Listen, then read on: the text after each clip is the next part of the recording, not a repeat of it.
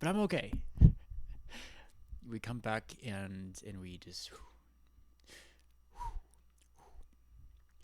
no one knows what I'm talking about, and that's okay. We're gonna get you guys up on my phone. Oh, I need my guitar in my case. What am I doing? I'm not even prepared to get my guitar out. Okay. Well, good thing there's no one in here. YouTube, just bear with us. I know it's very slow, but we're just trying to do things here in a way that's authentic and yeah. All right. So we get my guitar. All right. Here it is. We're gonna entertain until someone joins up. That is what is going on. It has been 1 minute.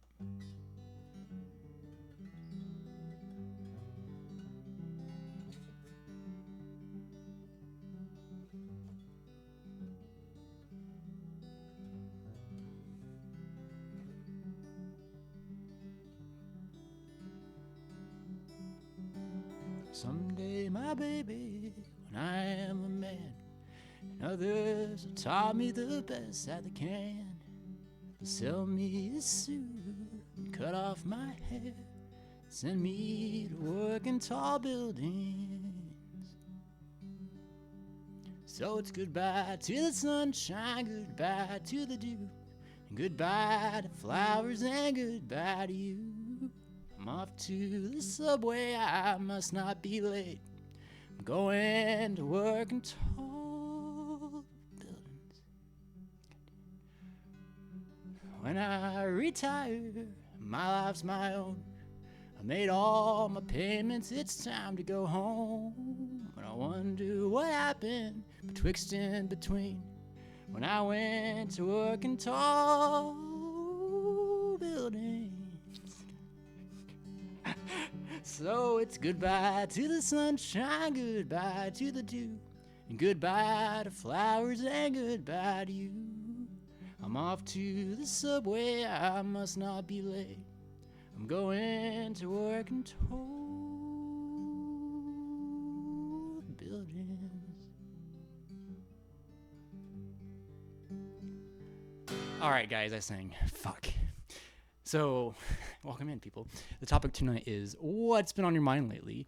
The whole point is to talk about literally anything that comes to our minds, and we can come together and figure out what the fuck we're doing on this earth.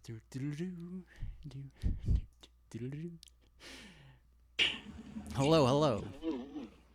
Hi. How you doing? I'm doing okay. Are you driving? No. Okay. I hear something that might be a fan, but I just want to make Uh, sure. oh, oh, yeah, yeah. It's a box fan that I have on my floor. Oh, cool. No, you're good. You're good. It's not too distracting. So, yeah, what's been on your mind lately? Uh, that people need to stop saying that the Odyssey needs to be historically accurate. It's made up. Ooh, right. Well, wait, isn't it some of it historically accurate, or is that false? I don't know.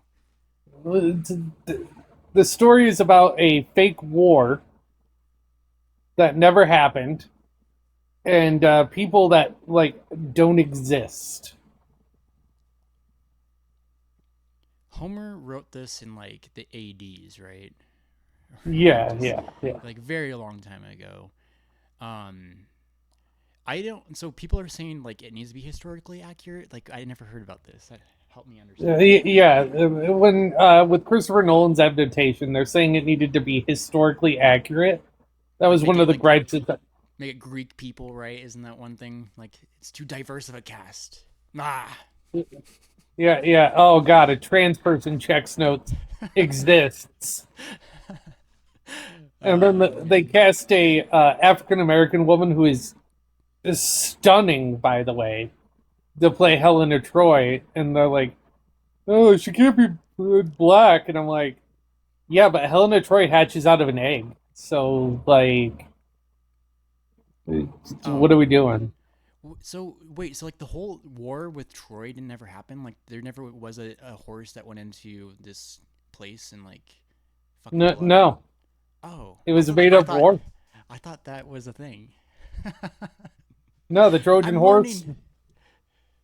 Trojan horse made up. The Really? yeah, all of it is made 100% like a story. Okay. Like, like it's a collection of poems Hmm. and from Homer, who may not even be a real person. I think it was like a. I found out recently that it was like a pseudonym pen name or something. I'm not 100% sure on that one. Right, right. Kind of like, well, Shakespeare is like one of those, like, it might not be Shakespeare, but it's just like under this one individual that might have been right. Or is that wrong? Yeah, no, that's exactly it. We're not 100% sure who William Shakespeare actually is. Right. But when it comes to the Odyssey, did you see the movie? The movie that came out? Oh, it was an amazing movie. I just saw Yeah, the new one. dude. Yes, I saw it Sunday, last Sunday, and I will admit, like, I was a bit like waiting for it to pick up in the beginning because I was like, what is going on? And then it picked up, and I'm like, holy shit! Like, I was in awe. Like, I remember stepping out of the theater, just witnessing. I just witnessed something beautiful, and it like just impacted me in that sense. I'm like, this is just a masterpiece, and I loved it. It was a beautiful movie. Uh, the only part that got me that I was like, oh, ooh, was the pig transformation scene when she starts grabbing their faces and like pulling them and yanking them, and I was like, oh god, that's gross. Right, right. It was like they lingered on those shots very much too. Like it wasn't just like a quick thing. They just kept on doing it and kept on doing it, and it's like okay. Fun fun fact: they used practical effects when they fought the giants. Right, I heard about that. So help me understand, or how do you understand that, or what do they do with it? The stunt double that they used for Matt Damon, she was 4'6", Whoa. and the giant was a dude who was 7'6". Okay, okay. So when they did Nice. like perspective shots of them near each other, it was those two, and they were like, so this dude's like giant compared to her. That's awesome. I remember I heard Tom Holland was talking about that sequence, saying how it was all practical, and I didn't like dig into or research like what um, how they did it, but yeah, it was really well done. I remember that sequence being really well made. Christopher Nolan is obsessed with not using CGI, so he uses as many practical effects and building sets as he can. Right. I think there's something to that. But like I'm a visual effects and CGI artist, so when it comes to it, it's like it's there's still like hidden like visual effects in it. Like that's what makes visual effects really good. If you can't tell if there's visual effects in the first place, right? Like there's probably most of the shots probably were visual effects. Maybe not, but there's like hidden visual effects in movies that people don't Oh usually yeah, understand, like set extensions, for instance, or whatever that might be. When it comes to it, I can't speak too much about Christopher Nolan's Odyssey because I didn't dig into like what shots were and what weren't. Um, I just know he's a prolific weirdo who doesn't like CGI. He also has beef with Uggs, so no one's Uggs, allowed to wear. Yeah, he has like a the beef with the shoes. brand. Yeah, Why? I'm not sure. I can't find the answer, but he does not let people wear them on set. Weird.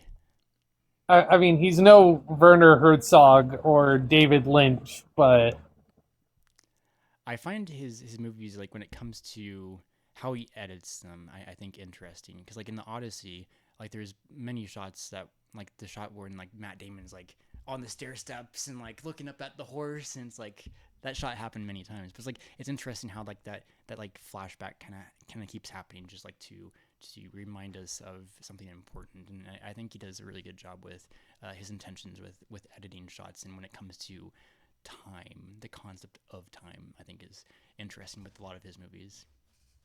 oh yeah, the concept of time, just how good he is at taking like subverting your reality and your expectation. Like this is the second movie I went into of his that I was like, what the fuck did I just watch? That was beautiful. Right. I wasn't expecting the ending. Like I didn't know what how it was gonna end. I remember reading the book when I was in junior high, but I didn't read it. I just spark noted it and totally forgot what it was all about. Um, but I was not expecting the ending, and I was like, "This is so fucking cool!" Yes. It's like, all you bums gotta get out of my motherfucking house. Yeah, You can't. like I said, I walked away from the movie and I was feeling like I just saw something beautiful, right? And I get in my car and the ink spots start playing, and it's I don't want to set the world on fire, and I start thinking about something beautiful in my mind, and like I just started breaking down and crying. Like I was like feeling that from the effect I just watched from this like beautiful movie, and like it transitioned into like my world and like what I'm thinking of, and it just like felt is cathartic the right word? I don't know, but it felt just like I don't know. It was a really powerful. I weeped. I was like crying like crazy. But it's good to release that, and it's really interesting what art can do to a person. Oh yeah, absolutely. Um, I didn't know that Robert Pattinson was in the movie. It took me a minute to recognize him.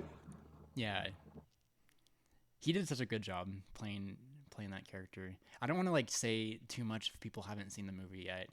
But I don't know if people have. I don't read the comments. So I don't know. We're not really spoiling anything though. And Johnny Guinzamo is just Johnny Guinzamo in every film. Who's that? I'm gonna look him He up. was the old dude. He'll do the oh the yeah, okay. I'm gonna look him up. How do you spell his name? Or Oh, I have no idea. I'll just look up the Odyssey and see his picture. Let's see here. Let's see here. I don't know. It's not coming up. Why isn't it coming up? That's okay. I know who you're talking about though. He I thought he was a good. I thought he played a good character. I really liked him. Yeah, but like once you know who he is, like he's in like every movie he's in. It's so like noticeable that he's there. What movies has he been in? I'm trying to remember.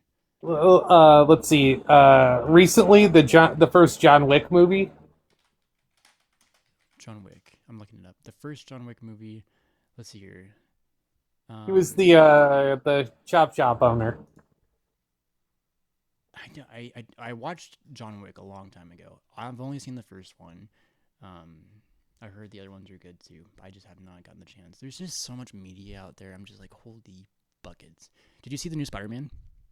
I have not. That's on my to do list. Ah, dude, I saw it yesterday. It is cool. If you're a Spider-Man fan, it's great. There's one thing about it that have an issue with, um, but overall, it's fun if you don't think about it. My issue with Marvel is that every movie I has won't to be spoil a setup. Spider-Man. I won't spoil Spider-Man. Has I promise. has to be a setup movie. Um, yeah. There's something about that though that's unique. What they're doing compared to what's been done in the past. Um, but I do feel I do understand that critique when it comes to it though. I mean, like not all Marvel movies were like that. Or I mean, maybe like the end trailers and some of them. Yeah, I'm talking I think about of like Guardians. I think of like Guardians of the Galaxy and that, and those aren't. I mean, like they advanced like other things to happen with the trilogy with like the Infinity Saga, or whatever you call it. yeah. I'll use Black Panther as the perfect example. Black Panther one, an amazing movie. Mhm. It could stand on its own like merit as a movie, and it's still. And then like they tied it in using like an Avengers movie instead of like him having to be uh like all the Avengers have to be in this movie for it to make sense. Yeah. Well, it gets fun when that happens sometimes, though, right? Because you see so many cool characters together, and it's like, oh, I mean, not really, like Yeah, that's fair. not like That's that, fair. right? I guess, yeah, I don't remember the Black Panther movie too much. It came out when I was in college, I think, so like 2018, 2019, I think. It's been a Yeah, it while was the one since. that had Michael B. Jordan in it. Right. I remember the fight at the end. Um, I did it was a not lot of yield. CGI. What was that? I did not yield. You did not yield. What do you mean? When he comes back from being dead and he goes to confront Killmonger, he says, "I never yielded." I can't remember this. I have such a bad memory when it comes to movies sometimes. Like I don't quote movies as often. Like maybe I quote Borat and like SpongeBob, but like I don't know. That's I don't really remember quotes too well from movies. Like there's a quote. Uh, What was the quote? Maybe we shouldn't spoil it for people, but there is um what the Matt Damon's character said at the end. Something about mistakes of the Odyssey, and I thought that quote was so important. Like we shouldn't like forget our mistakes or something like that. I don't know. yeah, we shouldn't forget our mistakes and. It's like that's not a But spoiler. I hope it's not a spoiler. I mean, it's just like a without spoiler. context, that doesn't really mean anything. Right. Um, but like that last thing you said, I'm just like, yeah, that makes sense. Yeah. Well, I'll let you go. Thank you for Okay. having me up. Yeah, Lovely dude. talking shop I with you. appreciate you coming up. Yeah, you take care and have a good rest of your evening. Cool. All right. That was great. That was great. That was great. That was great. That was great. That was great. That was great. Let's get Marin because she was here yesterday. Oh man, I'm just in a silly mood, guys. Hello, hello. Hey, it's good to talk to you You finally. too. Yeah, I'm sorry you were waiting yesterday patiently, and I was like, I have to get going. So, but I appreciate you coming up tonight. No, I think it was really nice hearing what you had to say about grief yesterday. I mean, I can't really apply it to my own life, but I think it was a really good conversation to hear, so that's why I stuck around. Yeah, when it comes to that, I was. It's interesting because I felt like I was struggling when it came to that, but like I have to be more kinder to myself and not as hard because like I haven't, like I said, experienced someone pass away that's really close to me. But I think just holding space for people to talk about their experience and the person that they lost and bringing them to life again, I think is a valuable thing for that person. So I think it was productive. Yeah, I feel that, especially I struggle with memory a lot. I have really bad ADHD, and Mm-hmm. so trying to I kind of related to what she said when she was talking about how she couldn't remember her voice. I it was it was nice to know that other people understand the trouble of not being able to remember something so important to you. Right. And Yeah. it really sucks because I I don't like forget like huge things, but it's hard because I can have a full conversation and just respond and be fully aware in the moment, and then just 20 minutes later it's just gone, Mm-hmm. Mm-hmm. and gotten me in so many problems because of it. If you don't mind elaborating, like what kind of problems, if you don't mind. You don't have to say if you don't feel Well, like comfortable either. So. no, it's okay. I just recently graduated high school, Mm-hmm. like finishing up like this summer, and I still live with my parents, and it's hard because um I guess the big I'm sorry, I'm struggling to put my thoughts together. You're doing fine. No, you're doing um like this is great. Like we're both like practicing being social right now, and you're helping me yeah, understand yeah. to be better in my own ways. So whatever we say is how it needs to be said, and don't worry too much about it. You're totally fine. I guess the reason the memory thing is bothering me so much right now is because recently, a few months ago, I lost my dog because Mm, of the memory problem. We had a really big heat wave, and we have this little gate that we have out in our yard, and we go and put them in the gate, and we bring them in and out so we don't have to like walk them on a leash. mm-hmm, And I had a black little pug named Mavis, and I had left them out there. And our fawn pugs, who were lighter colored, like light colors don't absorb heat as much, they were perfectly fine. It had been an hour or two. But because it was 100 degrees and she was a darker colored dog, she unfortunately passed away because of heat stroke. And I had that memory gap problem where I had forgot to bring her in, and it's it's it's hard to hold on to memories when they slip away from me so easy, especially when it inevitably ended up costing somebody their life. Like my dog was a person, that wasn't an animal. She was my baby. Mm-hmm, mm-hmm. First off, I And sorry. Go ahead. Go ahead. no, go ahead. I'm just trying to fill space. I talk when it's quiet. No, I'm trying just to hold space too. So like, if you just need to get anything out, like I'm more than happy to just let you speak if you need to, right? But I appreciate you for being open about this and vulnerable, sharing this. Uh, I'm sorry, but I hope you understand. It's like it can appear like it could be your fault, but that's not your fault. it I've been told that. I've spoken it's been a few months. And so I feel like I I've kind of gotten towards the end of the grieving process. Like I'm coming to acceptance with it, but it's hard because I'm in a family of five. I have two younger sisters and Mm-hmm. my mom and stepdad. Mm-hmm. And we have four used to be six other dogs. So we're a very big pet family, and we were all very, very close to her. Mm-hmm. And she was just a whirlwind of chaos, just a tornado. And when she died, I had just broken my arm at the time, Mm-hmm. and I couldn't do anything. I didn't have the car. My parents were out of town for work, and I had to watch my younger sister sit there with her and sob. And at one point, she fell asleep with Mavis and her body after she had passed, just sobbing.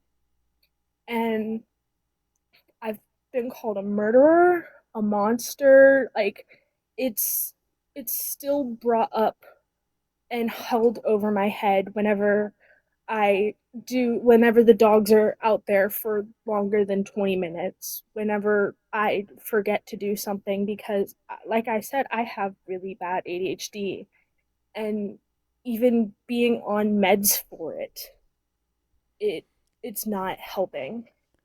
And I'm at a point where I'm just ready to give up on medication, because I started this process when I was 10, 11 years old, and being 18 now and processing all of what's happened and still having it being held over my head, it feels like it is inherently my fault, whether it was intentional or not. Like that was something that was my responsibility.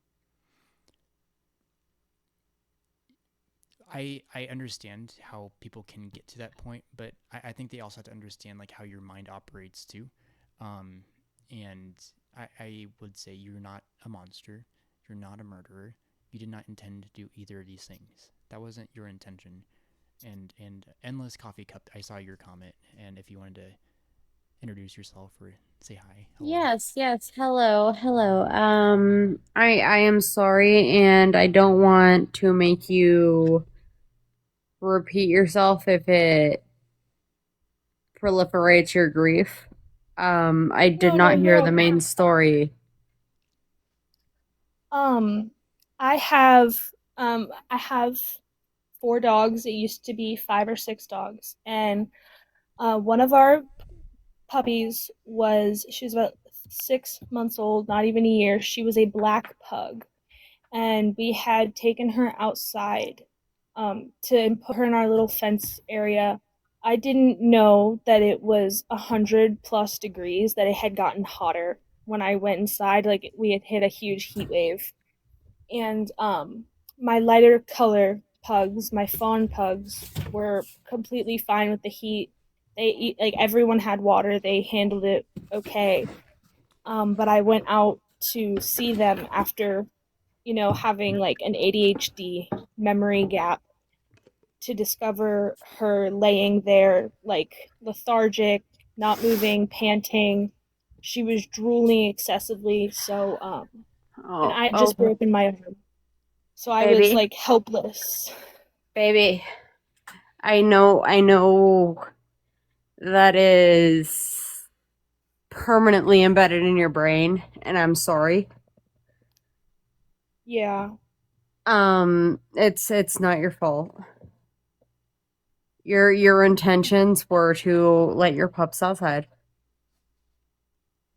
Yeah, it's Okay, it's just it's so extremely hard with a family who was so connected to her, and the absolutely. So can I give you a little bit of information about myself? of course.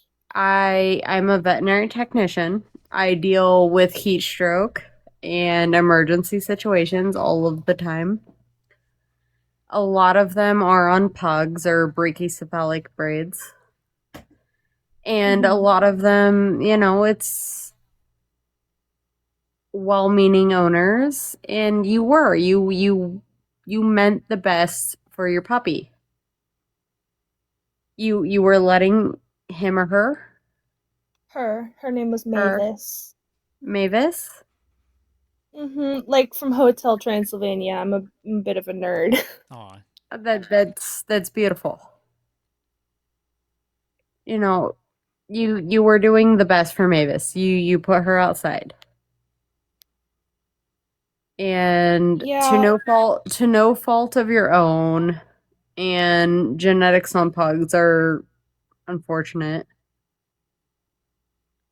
And yeah. All of our pugs were rescues, it so we please try to like give them the best health what I'm possible. gonna beg of you, as a professional that deals with brachycephalic breeds and heat stroke, and do please do not beat yourself up.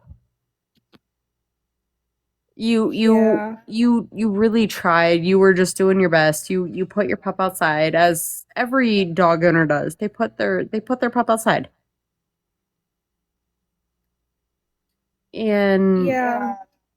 it shit happens, and it's really not your fault. And please do not beat yourself up. I think I've kind of gotten to the point where I know at some level that it was accidental. It wasn't something I did intentionally, but I am struggling because like if I hadn't had that like complete like loss of time where I don't even remember what I was doing for that hour. In my brain it felt like 15, 20 minutes. Like Okay. if I hadn't had that loss of time, like maybe it could have been prevented. Okay, so as also somebody that has ADHD, actually I have or what the hell is it? AUHD, or autistic. Yeah, The yeah, I know what you're version of talking about. the version of the ADHD. autisms. Yeah, yeah. Um, no, I don't know. Do you live in a hot climate? We just moved further north. We just moved up to PA. We used to live in West Virginia, but it I can Well, get hi. extremely hot.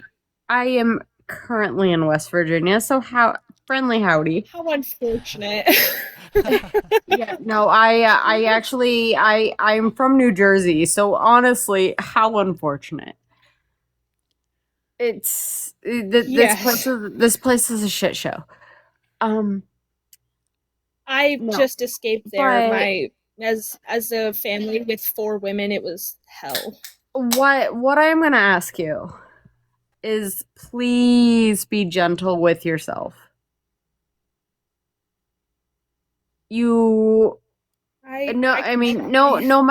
no matter what happened, you know what happened. It was unintentional, and you don't know that it wouldn't have happened otherwise either. You said these were rescue, or your Yeah, they dogs were were all from rescued from rescues. Amish puppy. Yeah, they were rescued from puppy mills. Okay, so you don't know that wouldn't have happened otherwise. Yeah. So please be kind to yourself. You did not intentionally cause harm. It Yeah. it I y- it's just hard to grasp, and it is, and I feel for you. I feel for baby, but yeah, and I've come to terms like yes, it's not my fault, and I'll still I think I'll always deal with that like residual guilt of it, whether I've come to terms with it being my fault or no, not. but the It's thing is, you will always carry that in the back of your brain, and you won't do it again if it were a lapse of time situation. Yeah, I after that I became a habitual alarm setter. I have maybe 1,000 alarms on my But phone and please, laptop. please, as somebody that cares for animals day in, day out, like critical, non critical, please do not blame yourself. Because It means a wilder lot. and less wild shit happens. And, life happens. Please do not hold yourself too accountable. Like, you have to continue to, like, exist. Yeah, I've I found like comfort in my other puppies, taking care of them, making sure that Good. they're Yeah. doing all right.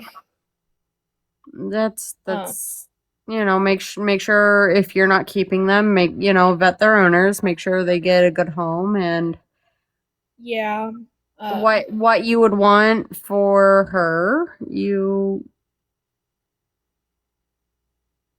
address on to the others. yeah, I try. I think it's mainly just bothering me because this is only the most extreme example of this memory lapse. It's become such an issue to where I'm forgetting conversations, just Have entire have conversations. And you do you have, I know you said you like moved. Do you have a psychiatrist or um, I used to be in with therapy, but the doctor I had the we had gone through a lot, and the one that I had that actually worked out, he left to go work in pediatrics, younger pediatrics, maybe a month after I started seeing him, so I had to get back on the wait list train, and I can't even get in till December. can you ask to be waitlisted if somebody has an opening? I have I am being very proactive with it. It's not I was that gonna I've say, been do I've do you I'm not need throwing do you need me to everything call and out bully on them. somebody? Because I will. Don't worry, I have a mean mom who is willing to do that for me. I'm too Okay. scared to make my own phone calls. You know what? I was the same way until my mom died, but then I became a mom, Yeah, and I now my daughter is 14 and she has anxiety, and I am willing to be the bully mom now. and I think more people need bully moms because there are some moms who are just make their kids figure it out themselves, and in some aspects she is that way. She is kind of just figure it out because my mother There doesn't there really do is feelings. there is a soft figure it out, but also if they're really struggling, you work through it. Well, it's especially hard, and I don't know if you can relate with your ADHD, but I experience emotional flooding a lot. I have Oh, very, very heavy emotions, absolutely. And my mom, Um, I'm not without disclosing too much of her privacy, she has a mental disorder and trauma that she does not feel emotions the same way. She doesn't process them outwardly. She doesn't really talk about them, at least with any has of us. has your And it's mother, I mean, given your ADHD, has your mother been tested for autism or ADHD she herself? She has, and I was the one who had to push her to get tested. Okay. Um, I know my biological father has ADHD. She got tested, and because of that, she found out she has PTSD and a couple of other mental disorders. Sure. Um, it's just it's difficult trying to talk about feelings and ADHD issues and memory gaps and these problems I'm experiencing when no one around me really gets it No, I because I feel that. yeah, I know people who are have ADD, and no matter how many people try to tell me ADD and ADHD are one thing now, there is a distinct difference between There them. is. That's why they're differentiated. That's why Yeah, and otherwise they'd be lumped at this point. yeah, and it's just it's hard not having someone who feels emotions Okay. on Well, as honey, deep a level. I am going to follow you. If you ever need to talk to somebody, That means a lot. That is very sweet. I am a safe spot. You can always at any I'm trying to click the stupid plus next to you. It's not working. It's okay. I'll probably go ahead and follow you here in just a Okay. I like second. I'm literally like clicking and it's not doing the thing. Um Um, please, honestly, by the sounds of it, I am much your elder. Yes, yes. I am freshly 18, I like still oh figuring oh things out. okay. So I'm 36. I have a 14-year-old. I have a 12-year-old. I have a 19-month-old. oh, Oh, just a that's baby. great. So I am very much a mama, and I'm a safe mama. I'm always a safe mama.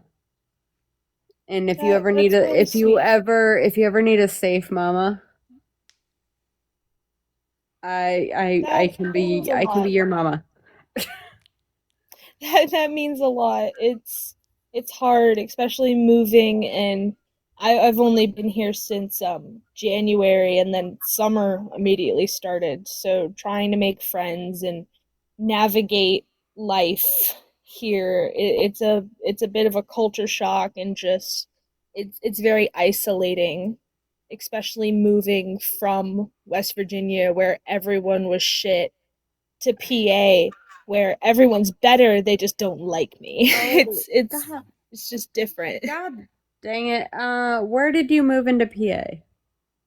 I'm not really comfortable like disclosing specific No, areas. no, I moved I completely understand that. I was just hoping I could maybe help um I facilitate. moved I moved from the eastern panhandle of West Virginia to southern PA, close to the Maryland border. Oh, are you anywhere near Philly? I don't know. I don't know the geography of this place. I'm still learning it. Oh no. Okay. Um, yeah, okay. We can talk more through Messenger where it's not so public. Yes, yes. Yeah, because I don't want to put your stuff out there either. I gotta keep you safe Yeah. because you're a Thank you for baby. so much. It No, really does no, mean a lot. you're fine, I honey. Like also I said, I will be your secondary mama, and please don't beat yourself up about the other stuff. You did nothing wrong. thank you. And I also wanted to thank Brady for like having a stream like this, like making conversations like this open. And No, like, because I was gonna say honestly, these are great.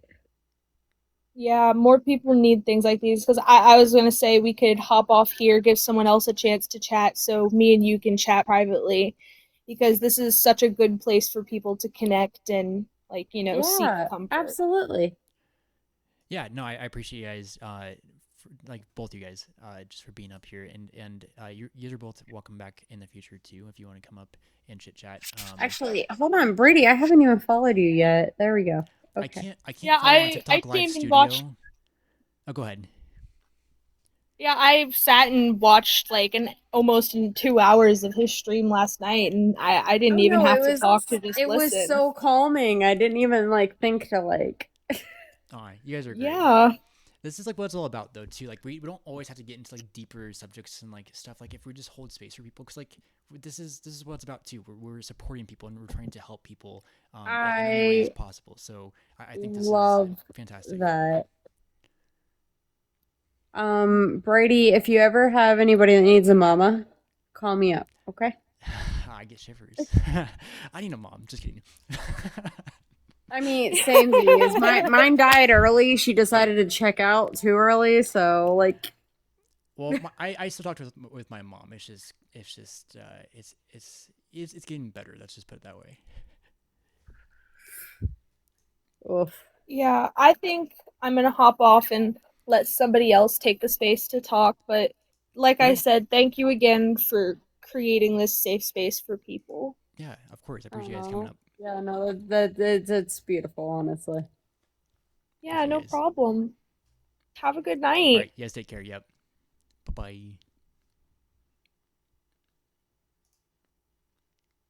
Okay. Sweet. Nice. All right. That was really beautiful. Let's do the next guy. Hello. Hello. How you doing? Not too good. Yourself? Not too good. What's going on? If you don't mind sharing. Yeah, sure. I have a little bit of a dilemma. Okay. I was thinking about this. Okay, so there are people that are born in India that Hmm. are white. They're born and raised there as white. But I've never seen a white person with an Indian accent. Not They're online. they're born there and they're white, but they don't have an Indian accent. I don't know. Like like your like traditional Indian accent. Yeah, sure. Yeah, I've never seen a white person with an Indian accent. I never heard I one. never I never well, I guess I don't know. I'm trying to how You know does what I'm this saying? make how does this make you feel bad? Okay, I don't feel bad, but I'm just confused because, like, they have to. If someone's born and raised in India and they're white, they would have an Indian accent, right? Perhaps, I don't know. I don't really know. Yeah, Maybe not. Maybe that's just the one accent that just doesn't work. yeah, that's fair. That's fair. Okay, I don't really know all what to say about this. right. I'm sorry, dude. It's just something I was thinking about. It's one of my You're late okay. night thoughts. Yeah, All sometimes right, thoughts are okay. I don't think there's such a thing as a good or bad thought. It's just what we choose sure. to do with them. What Yeah, that makes it something, right? And sometimes just random thoughts are okay. But it's not always having the answer. I think is okay too. sure, man. Well, how's your day going? How's your day been, man, for you? It's been a really good day. It's been a long day, but it just hasn't felt long. If that makes any sense. Does that make any That sense? makes sense. Yeah, that It's so makes sense, weird. though. It's so weird how time just It's one goes. of those days where like you're like doing a bunch of stuff, but it's like it's long. You know it's long, but it's going by fast. Yeah, I mean, I think about to this morning. I'm like, that happened today. Like that didn't happen today, did it? And but Right. it's been good. I've been feeling really good about myself the past like 4 days or so. Like things have been Good, picking up. man. So, and it's been good just going on live here and talking to people and figuring out what the frick we're doing on Earth together. Heck yeah, man. Heck yeah, man. That's awesome, man. Well, Yeah, I'm glad it's been better for you the past 4 days, man. Good stuff, dude. I appreciate you. I appreciate you. I'm gonna drop you a follow, man. And I'm gonna come Yeah, back more and talk to you more. yeah. Feel Yeah, free. that's fine. Have a good rest of your night, man. Okay. Yeah, you too, man. Take care. All right, man. Take care, dude. All right, bye. Cool. Okay. And we get some more people. Let's go. Let's go. Right in time. Right in time. Right. Whoa, Hello. look at Hello. that, bro. Look at what? You're a little higher level behind the eyes, aren't you? Yes, you are. I see ya. Keep it up, bro. Okay. If you get that, then you can probably speak about whatever the fuck we want right now. So what do you want to talk about? Oh no, what the hell? Damn it. I really wanted to talk with someone. So guys, we have no one up in the guest chat right now. So that means I'm gonna pull out my guitar again. Do we really want to hear me sing? I don't think so. Stop being hard on yourself, Brady. Okay, come on. What do we want to play? What do we want to play, guys? So, what to talk about? I can read chats, I guess. But this chats haven't been going on for a while. Endless coffee cup. Oh, you're still here. Hello. I see. I got follows, but I can't.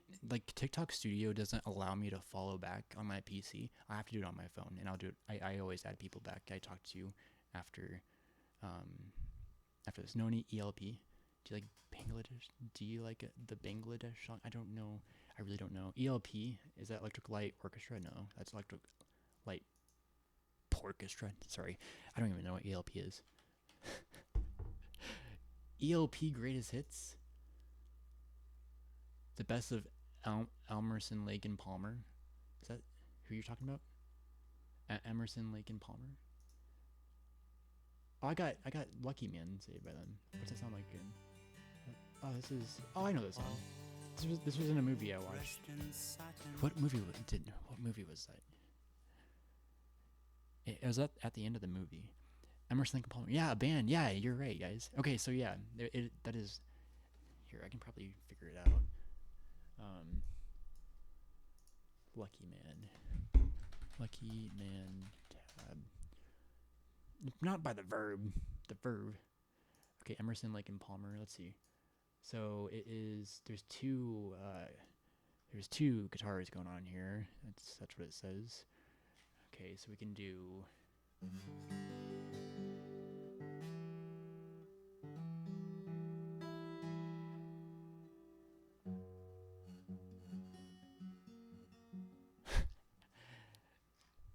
Oh, that's all I wanted to try. I'm not gonna try it. I've been learning Time in a Bottle. 1 second.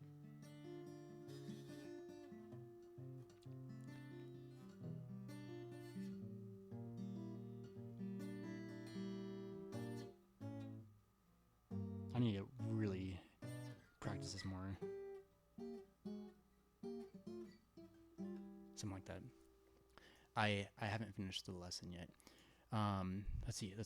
I may be gentle with advice, but maybe sometimes. It's old, I'm old. I need advice. What's the advice? Endless cup. From the beginning takes practice. Advice?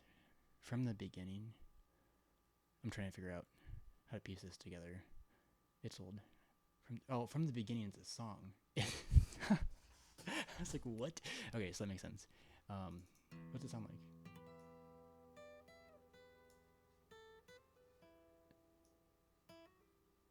Okay.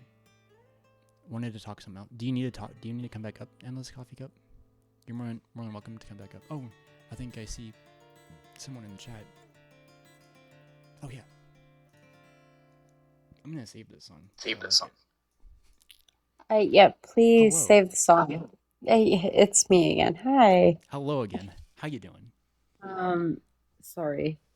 So yeah, I know I blabbered about being a mama and like giving all the advice and stuff. No, you're good. This is what it's about. It's good having other people come up and just like talking and sharing their thoughts out too. So don't feel bad. Have you ever lost a friend? Yes. Like lost, like dead? No. Have you? Yeah. Mm-hmm. I'm gonna cry. Sorry. No, you're okay. My best friend.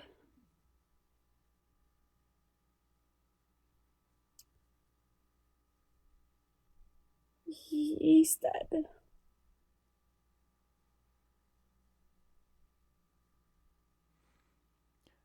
Are you just finding this information out now? No. Okay. Mm-hmm. No, but sorry. No, you're okay. You're I good. carry a lot of guilt about how I found out he died.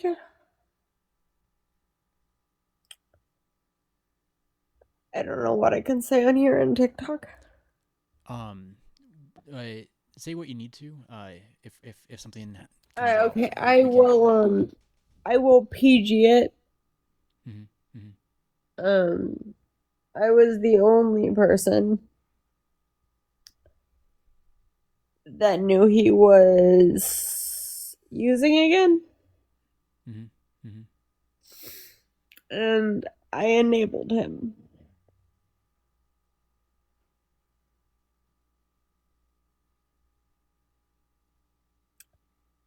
And then I flew out of the country for 2 weeks. And then he was found dead on his bedroom floor while I was out of the country.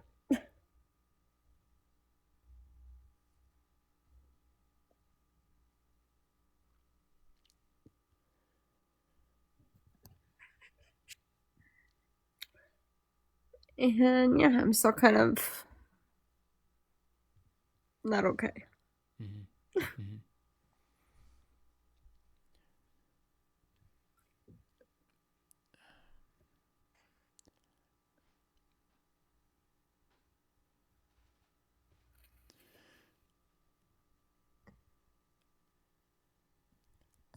Hmm.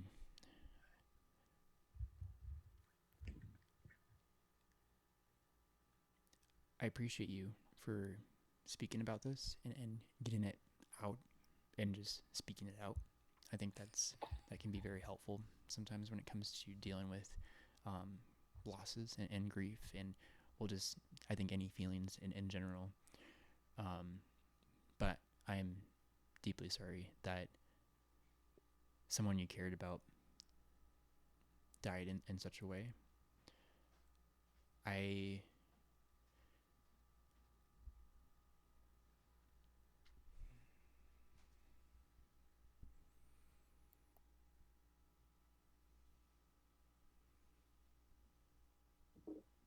hmm.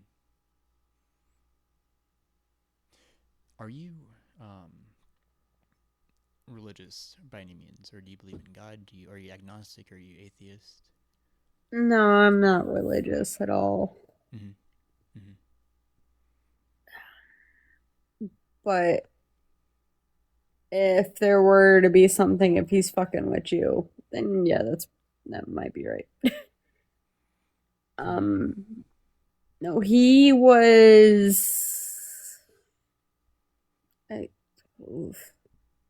He is a character. I don't even want to say NPD would classify him. He would. Honestly, he'd probably borderline on like sociopath territory. Mm-hmm.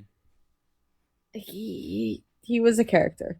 Um, but he was my character. Yeah. Yeah, I miss him a lot.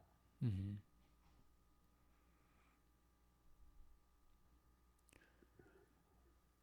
I always told everybody I was his moral compass because he did not have one. Mm-hmm. That's great that you're able to be like that for someone, right? I think having someone that you look up to so much and respect and know that they're looking out for you, I think is such an important thing. So whatever happened with it, right? How do I phrase this in such a way?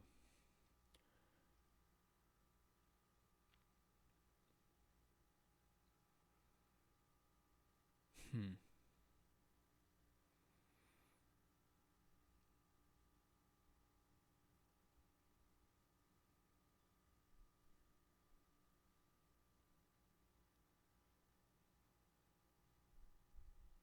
I'm searching for words, and I'm sorry that it's not coming out.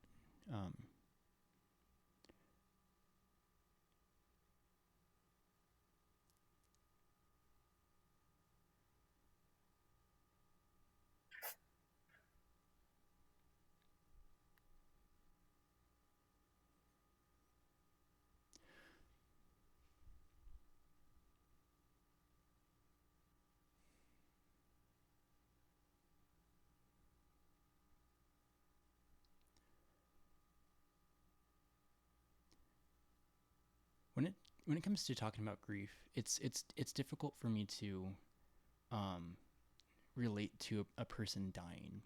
I've lost a friend that's still alive, and dealing with that kind of grief is different. I know, but I just remember a very heavy and just like intense sadness in my chest. Like it was terrible. But when it comes to grief and thinking about people we've lost, I think it's always nice to share a memory about who they were, and I'd be curious to hear more about who this guy was. My favorite memory of him, we were at a flea market and he was dressed in a pumpkin costume. Like the whole like blown up pumpkin costume. And I was in a blown up shark costume. And I chased him around the whole flea market. And he ran around yelling, "It's a land shark!" Nice. Honestly, and my spouse was selling pumpkins, so it got people at the stand. That's great. That's But yeah, awesome. no, it it was fantastic. But like, I could sit here and talk to you about for 4 hours about him, and it still wouldn't scratch the surface about his personality or who he was. It would like I said, I believe he bordered on being a sociopath, but he was a beautiful human underneath that. Mhm. If you could chisel away all of the bullshit. Right. I feel like when people act in such a way, there's definitely a reason, um, and it's definitely because I believe they've been hurt, um, or something traumatic has happened. And when people, I think, border or are sociopathic or psychopaths, I believe they act in such ways because they're not understood. And I think it's, uh, Right, and and I don't use sociopathic like loosely. Like I truly believe he was there. yeah, but like having someone like you around, like to like be the voice of reason in a sense, right? Like Right, to like I be, was the voice of reason and also sounding ground. mm-hmm, I talked him through a lot of not good thoughts, not good things. mm-hmm, mm-hmm, But then he went away to college. He got hooked on less than favorable things. mm-hmm, mm-hmm. And we lost touch for a few years. Then we regained touch, and it was like nothing happened other than he lost use of his left limb because he fell asleep with a tourniquet on. Oh, Right. Yeah, no, he was deep in it. yeah, yeah. That's hard when someone's already into that kind of state already with using. Right. He was deep in it. And then he got married to a girl we didn't really even know. Mm-hmm. He just kind of married her. And by then she becomes his next of kin by default. And when I notice it, like he started using again, he confided in me. He's using again. I Oh, she. enabled it. Oh, he told me he was using Oh, he again. he told. Oh, he told you. Okay, okay. Yeah. And she knew, but she brushed it on the rug because she came from a very religious family. So she brushed it under the rug. And I kind of enabled it. I was like, if you're going to use, like, do it here so I can watch you. And I did. I babysat him and I watched him do his thing and I babysat him while he did his thing. Mm-hmm. And then I went away. I flew to Australia for 2 weeks. And that's when I got the call. I think I was there 2 nights and I got the call that he was found unresponsive.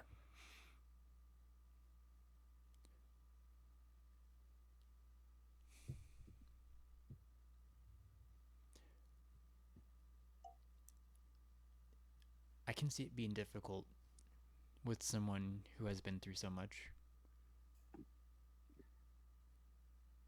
and then them using, because using takes that away, right? It kind of Oh, lets those yes. it lets those demons, I guess you can say, for lack of a better word, it lets them out in ways that it's. So I was abusing edibles back when I was in living in Los Angeles, but it was a way of self medication, and I didn't get into any more harder drugs, but it led to me being in psychosis, which later led me into being in mania. But it was really interesting with that time using, because I felt like there's something just so wrong, and just like, why am I so messed up?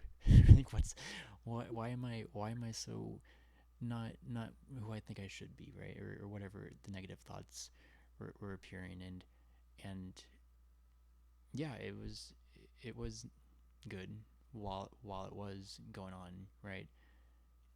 Um, The but thing it's the hard to. thing with my friend, he was stupid smart. Mhm.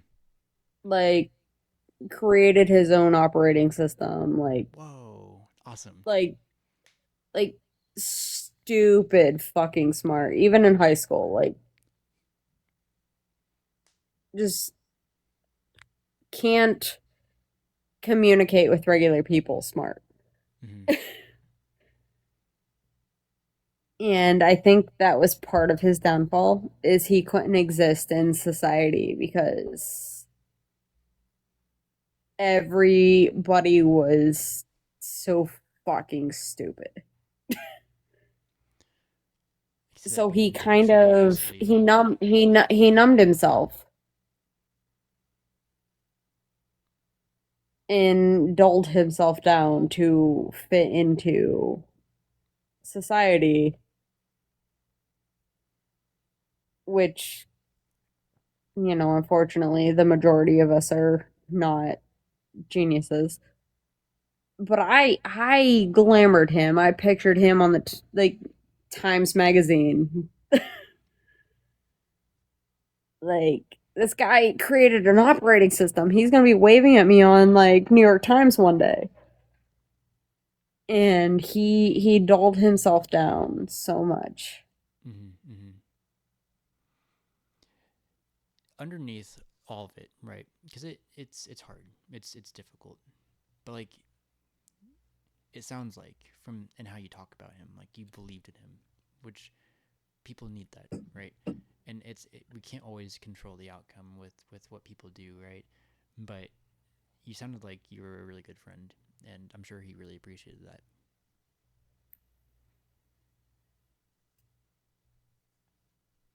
I hope so. But ultimately, dude's dead. And luckily, his like I said, he got married quickly. Um his wife didn't understand our relationship. He had do you know the birth defect where the chest concaves inward?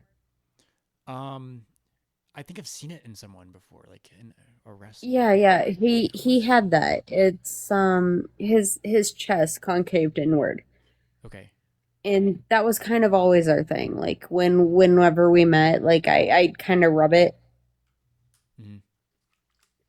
So when they had the open casket, I walked up and I rubbed his dent because that was always our thing. Mm-hmm. Mm-hmm. And her and her mother stood there and stared daggers at me the entire time. And I swear to God, when I kissed him before they closed the closet, Jesus Christ, before they closed his casket, if looks could kill, Mm-hmm. and but the thing is, they were Mormon, and they buried him in a private Mormon cemetery. Okay. So even his own father cannot go visit him. I never knew there was such thing as a private cemetery. Yep. No, there absolutely is. And it's gated and yep.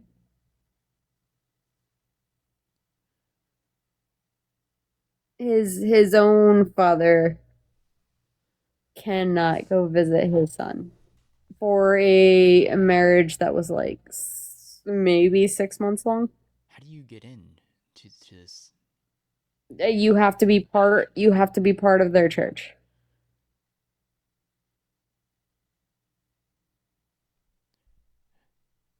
I'm trying to figure out like the intention behind it. He was like I said, sociopath, right?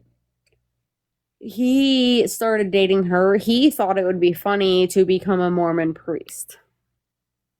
And he did. He did in fact succeed. He did the damn thing.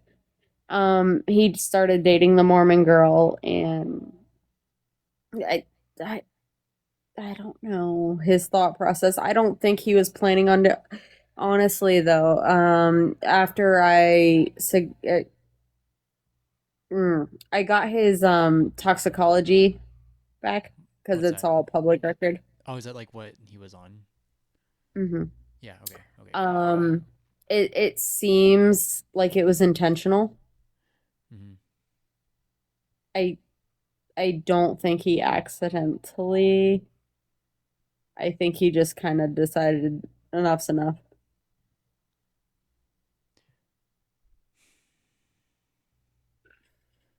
How long ago was this? If you don't mind me asking. It's been a couple years, Been a and couple years. I'm still kind of wrecked about it. Yeah. Yeah. Well, it sounds like you've known him like since like school, right? Like elementary was Like that it right? literally, yeah, yeah. Right. Right. So it's like, and you said you're 32 or 34, 36, yeah. 36. That's a long time to know someone. And like I know you said like there's like times like there's some gaps, but like it felt like he was like you guys never left each other, which I think is a good sign of like a good friendship, you know. Yeah, but with how his brain worked, and I don't know, Mm-hmm. but I choose to believe he actually loved me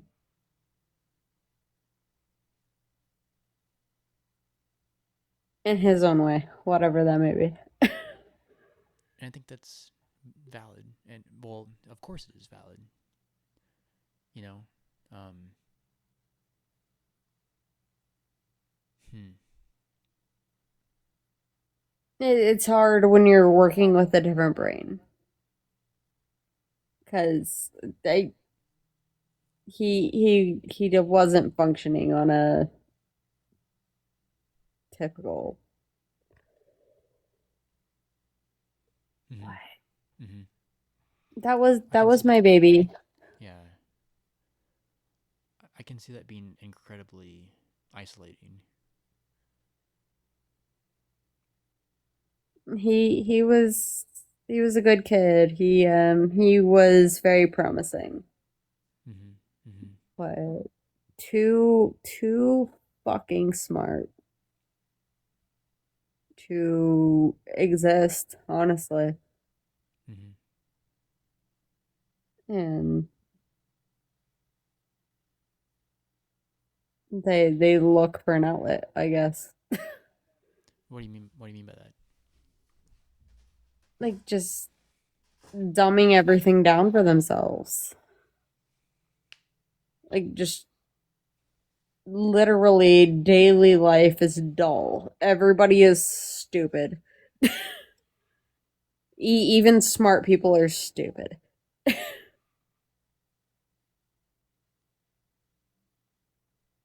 Hmm.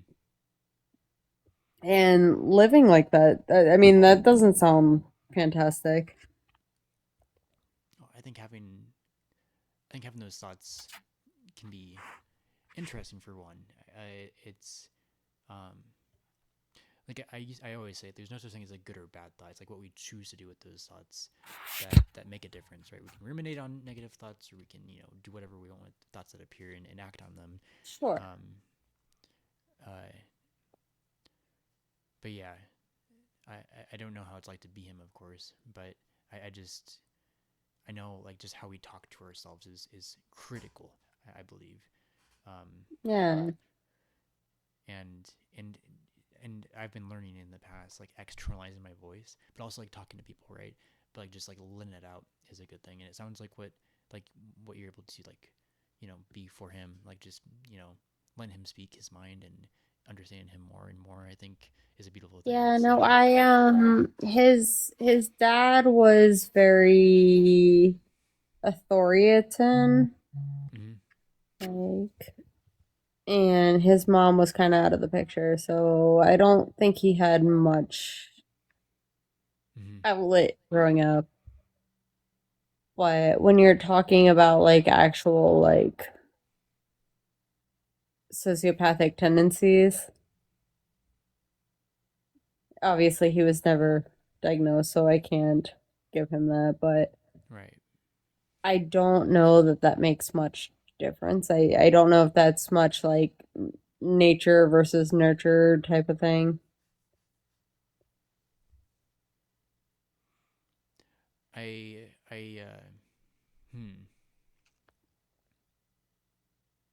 I believe we're all a product of our luck in our biology and our luck in our environment, and that shapes us into who we are as adults, right? Yeah. So I can see someone who uh, is thinking outside the box, let's say, in different ways that is not normal.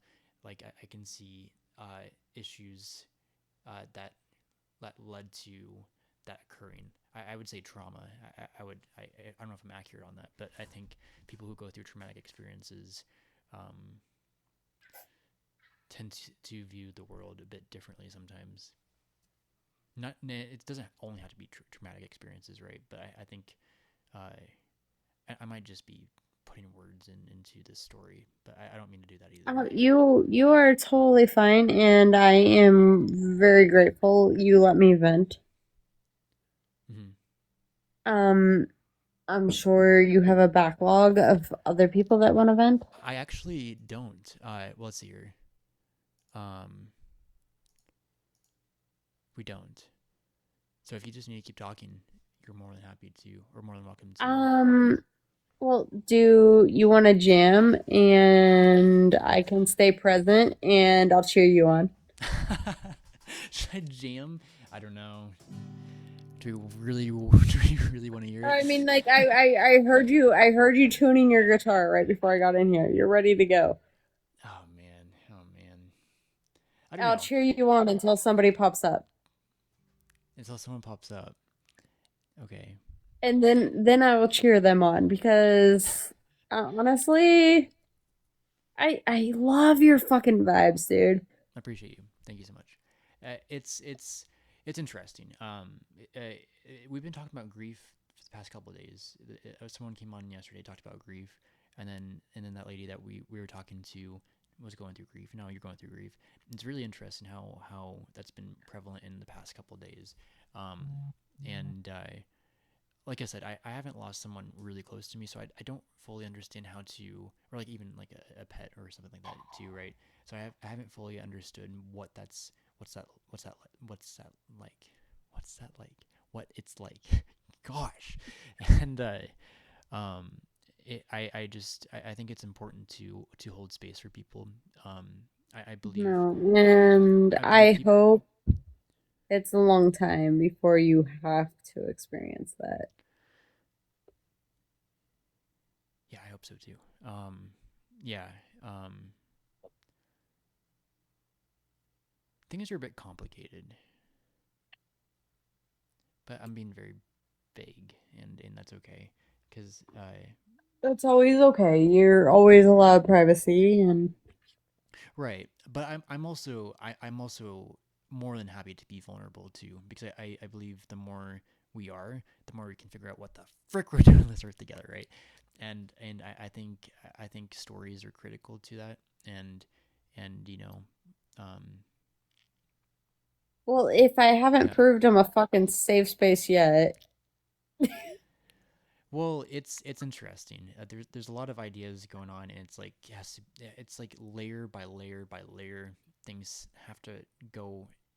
They don't have to work out in a certain way, right? But like, I'm trying to force something that's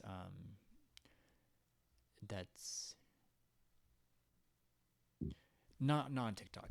And this is why talking about it on live is kind of odd.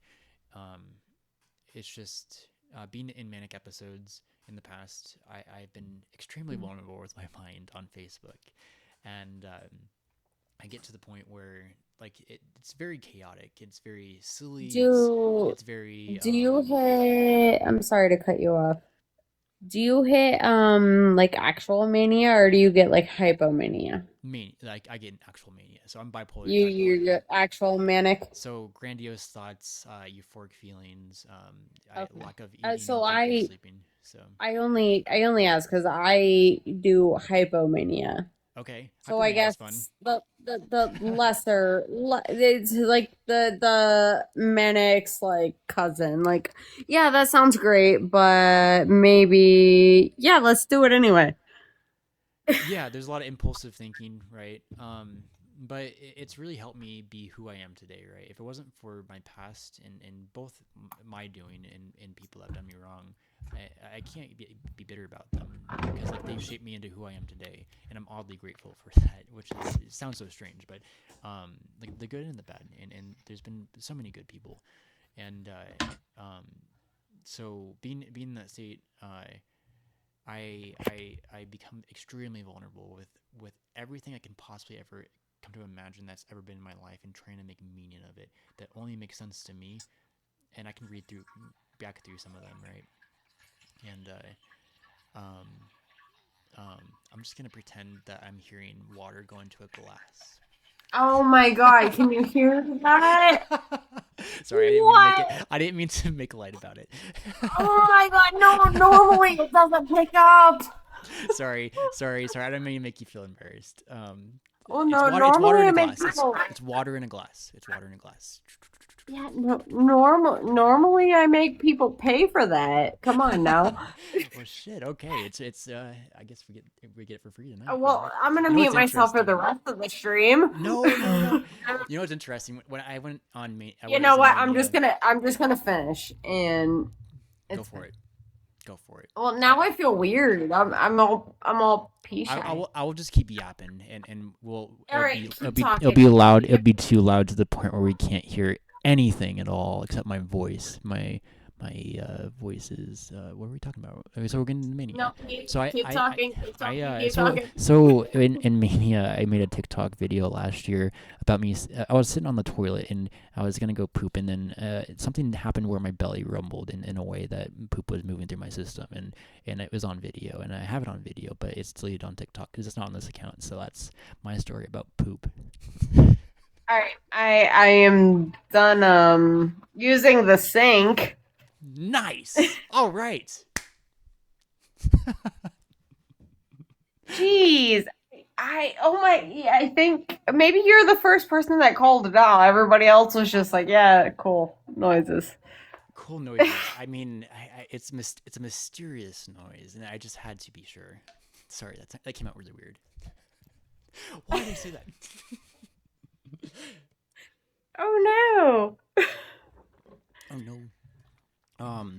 But yeah, so I kind of put myself in a vulnerable spot on Facebook with family and friends, to the point where no one takes me seriously anymore, which is really interesting because I've come to a lot of ideas and conclusions about how people react to me being in mania. Because I'm not trying to hurt myself or others. But things happen in such a way where people are afraid, anyways, for good reason. I understand why.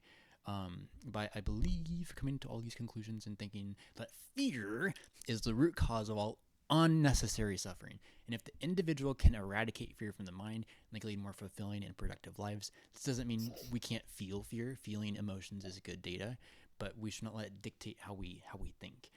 Okay, And so plenty of situations happened that didn't have to happen because people reacted in fear when they didn't have to. But it's okay okay, because I understand why. so when they were reacting in fear, as you put it, were they reacting to a threat of like self-harm from yourself? No. Or okay. It's interesting because the I can understand why people reacted negatively in the first episode I had, because I literally thought I was demon possessed. Like I literally freaked myself out. Oh, okay. I literally freaked myself out so much where I was going through so many emotions, and I still can go through a lot of emotions in mania, right? But it's I can it's oddly it's gonna sound strange, but I can control it. It's a lot of thoughts going on, that invoke a certain thing. Like I thought about my grandma last year and when I was in mania, and I was like, it's such a deep thought about missing her, and that she's still with me perhaps, and she's she's guiding me along, and I cried, and it was like really beautiful, and I was like, you know what, this is fine.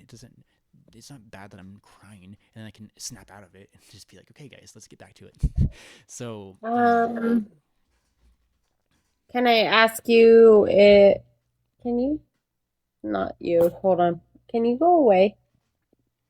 Thank you. Not you, obviously. there you're good. Um, are you medicated? Yes. The medication I'm on now is great. It does wonders.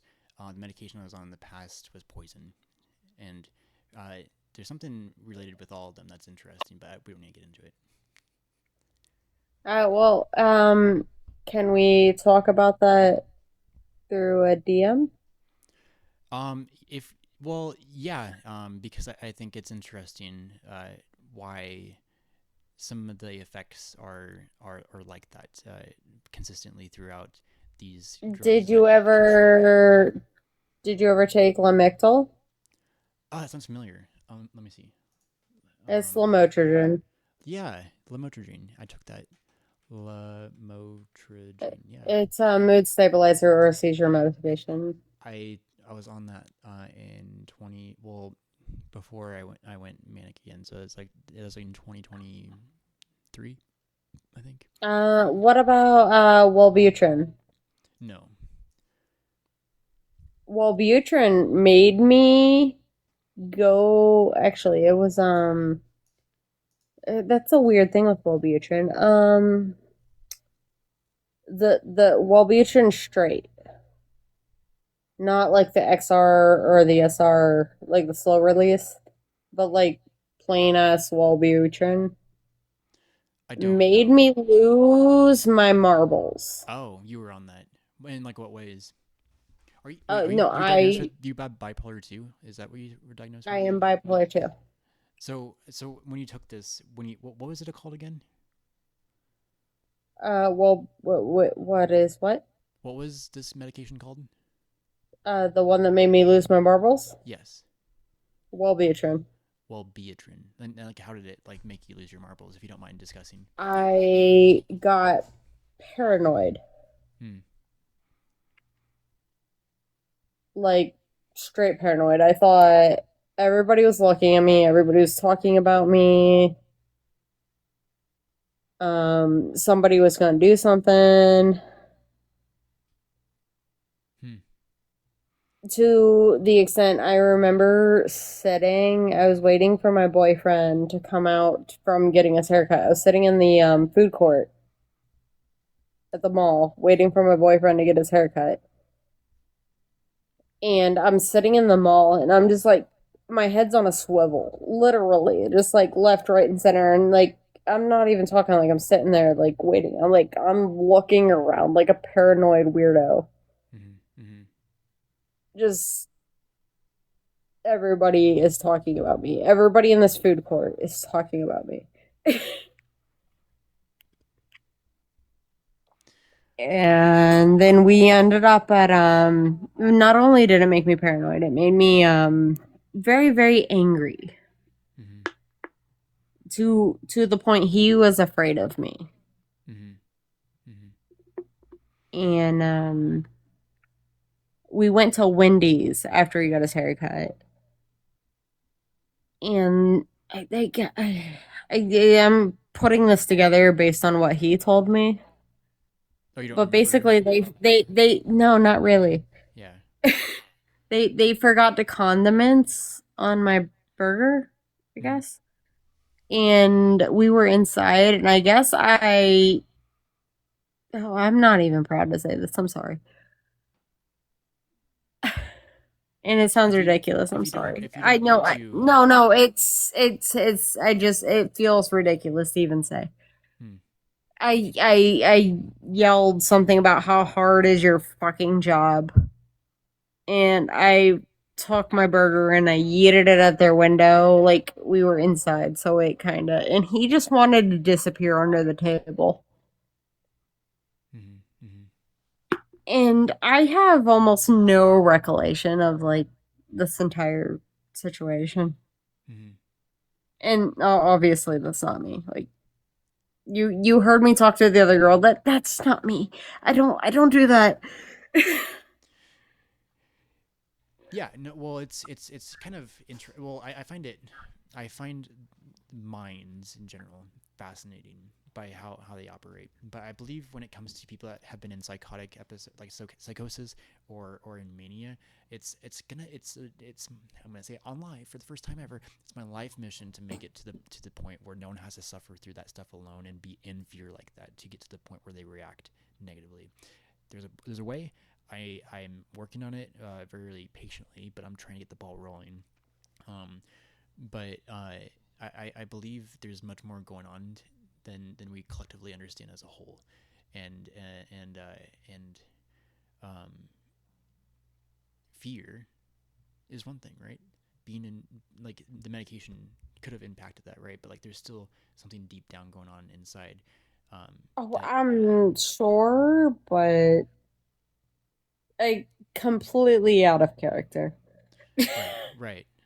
No, I've been in. So I'll share an out of character story, because why not? Let's see here. Which one do I want to share? Because I've been in so many. At least match eating a Wendy's cheeseburger at their window. So I told you guys before, I ramble on Facebook when I'm manic. In my second manic episode, I was living with my sister and brother-in-law in their house, and I smile because it's just silly. It's silly but sad and just unfortunate. But so I ramble on Facebook, make a post about the devil or something like that. I don't fucking know. I rambled something and put it out into existence, and my sister comes up to the room, worry in her face, and judgmentally said, "I thought you weren't gonna post on Facebook like that anymore." And I'm like, and in my head, I thought worrying was a sin, and that the devil was in control of her. So I was like, be not afraid, and that didn't help. And I got experimental, and I put my middle finger on her forehead and commanded the devil to get out of her. And that didn't do anything, obviously. And in my mind, I'm trying to help, but in her mind, I'm just acting in such a different, like, way, just different way, to where somehow I don't remember how, but I grabbed her arm, and it ended up bruising later on, to the point where my brother-in-law had me like in a bear hug, and like his hand was Is this really important to share, guys? Sorry, I'm just talking to myself. His hand was on my penis, and I'm like, oh yeah, because like that's what he always says.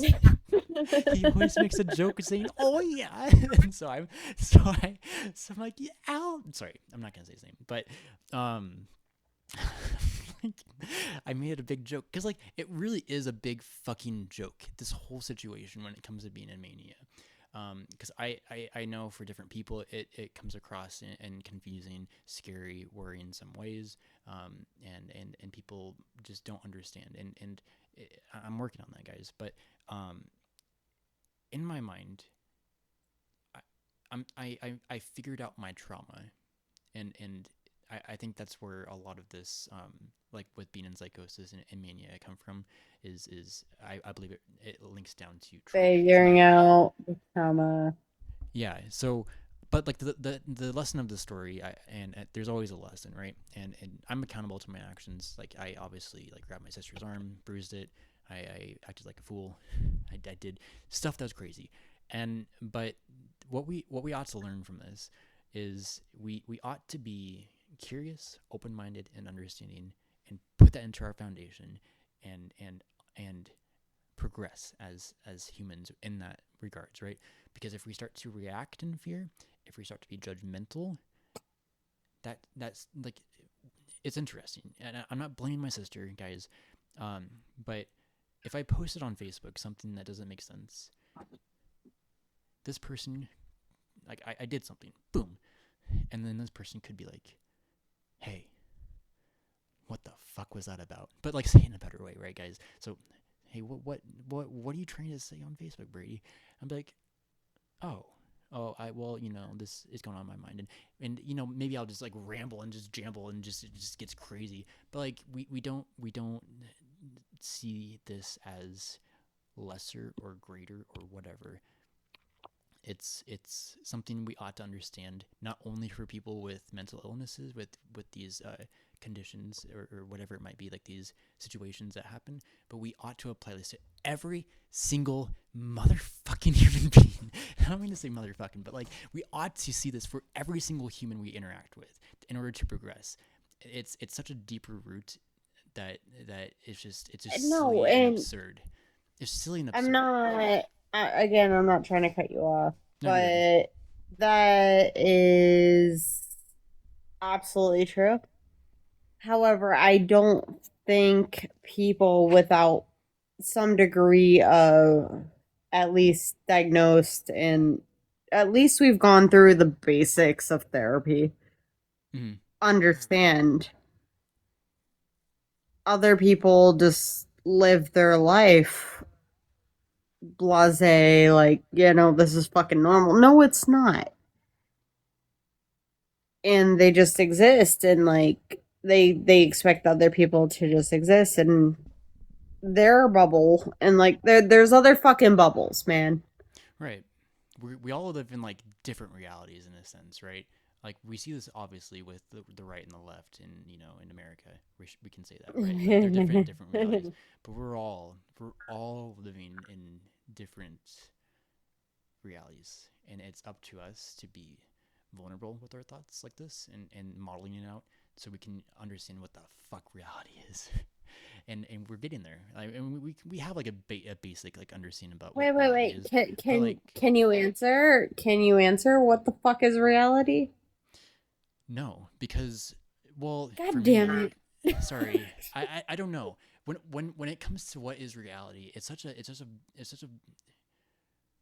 Nope. there is more going on than I fully understand in my mind when it comes to things, and I abstract ideas to help progress my mind and body and soul. So there's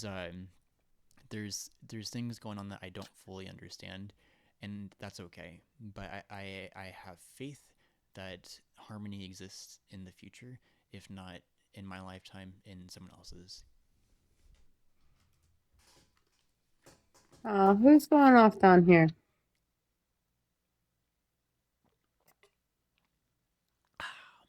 Nothing like agua purificada. Do I even want to read the chat? I don't Let's see. know. Lithium question mark. Was it a benzo? I'm bipolar too. Did you get a second opinion question mark? Usually most people get disdiagnosed. Disdiagnosed. Something as simple as taking 2 meds. Yep. She's right. She's right. I'm taking what's it fucking called? Olanzapine and Depakote. Olanzapine is the antipsychotic and Depakote is the mood stabilizer. I don't notice anything taking the mood stabilizer, to be honest, but I still do it because, like, why not? But Because they tell you to. well, yeah, it's when I was forced to stay at the psych ward or the mental hospital I was at for an extra like week or Well, week and a half have because you they wanted to measure my Depakote levels, and I'm like, this isn't doing me jack shit. Like, I'm already stable, guys.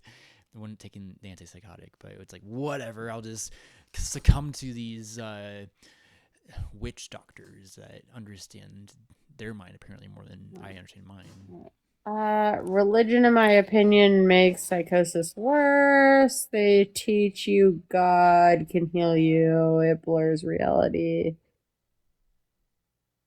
I think it depends on it's so like when it comes to religion, right? It's I'm not well, I'm spiritual when it comes to it, but I'm agnostic, but I lean spiritually. But I think it's important to remain Oh agnostic. wait. I think it's I important think to you put that beautifully.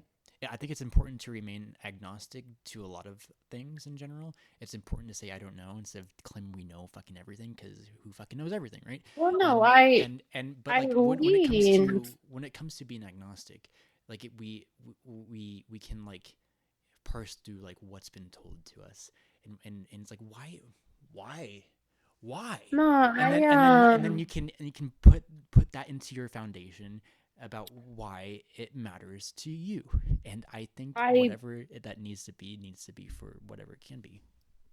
I typically claim atheist. Mm-hmm. I think for that very reason, because there's so much shit just being boinged around and like people pressing. What do you mean by that? If you just like if you just tell somebody no thank you, I'm the atheist, then they just leave you the fuck alone. Well, no, thank you, I'm an atheist. But Well, what do you mean? if you say agnostic, then people want to hit you with their opinions, That's okay. People have their and opinions, there's right, but they still have their say so, and I don't want to hear it honestly. and that's okay. We all don't have to. Well, No, we all don't have to. it's totally fine, but I also don't want a Jesus like card in my like gas tank hood thing. The flap. Yeah, no, I think it being like, well, a lot of things can be said about different things being shoved in people's faces, but I think when it comes to the idea of Christianity, like, I don't subscribe to Christianity, but the idea of Jesus is true, and we should take that and run with it, right? Because there's something important to that story, and I think we ought to respect it, even though I don't. I think the Old Testament is shit. I think how they define God does not correspond to how the Bible is, and what we see in reality, and we can get into that, but I think the most important book to ever exist should be held to scrutiny, and it doesn't match up very well when it comes to different philosophical, or even well, I would say philosophical ideas. I would say. I don't mean to offend anyone either, but I think Oh, we and should. that's why I'm like cautious to bring up any of this. We don't have to get into it. Oh no. You asked earlier like what my like not my direct denomination, but you ask if I was spiritual or religious, and I was like, no, no, I'm not. That's okay. I mean, it's okay. But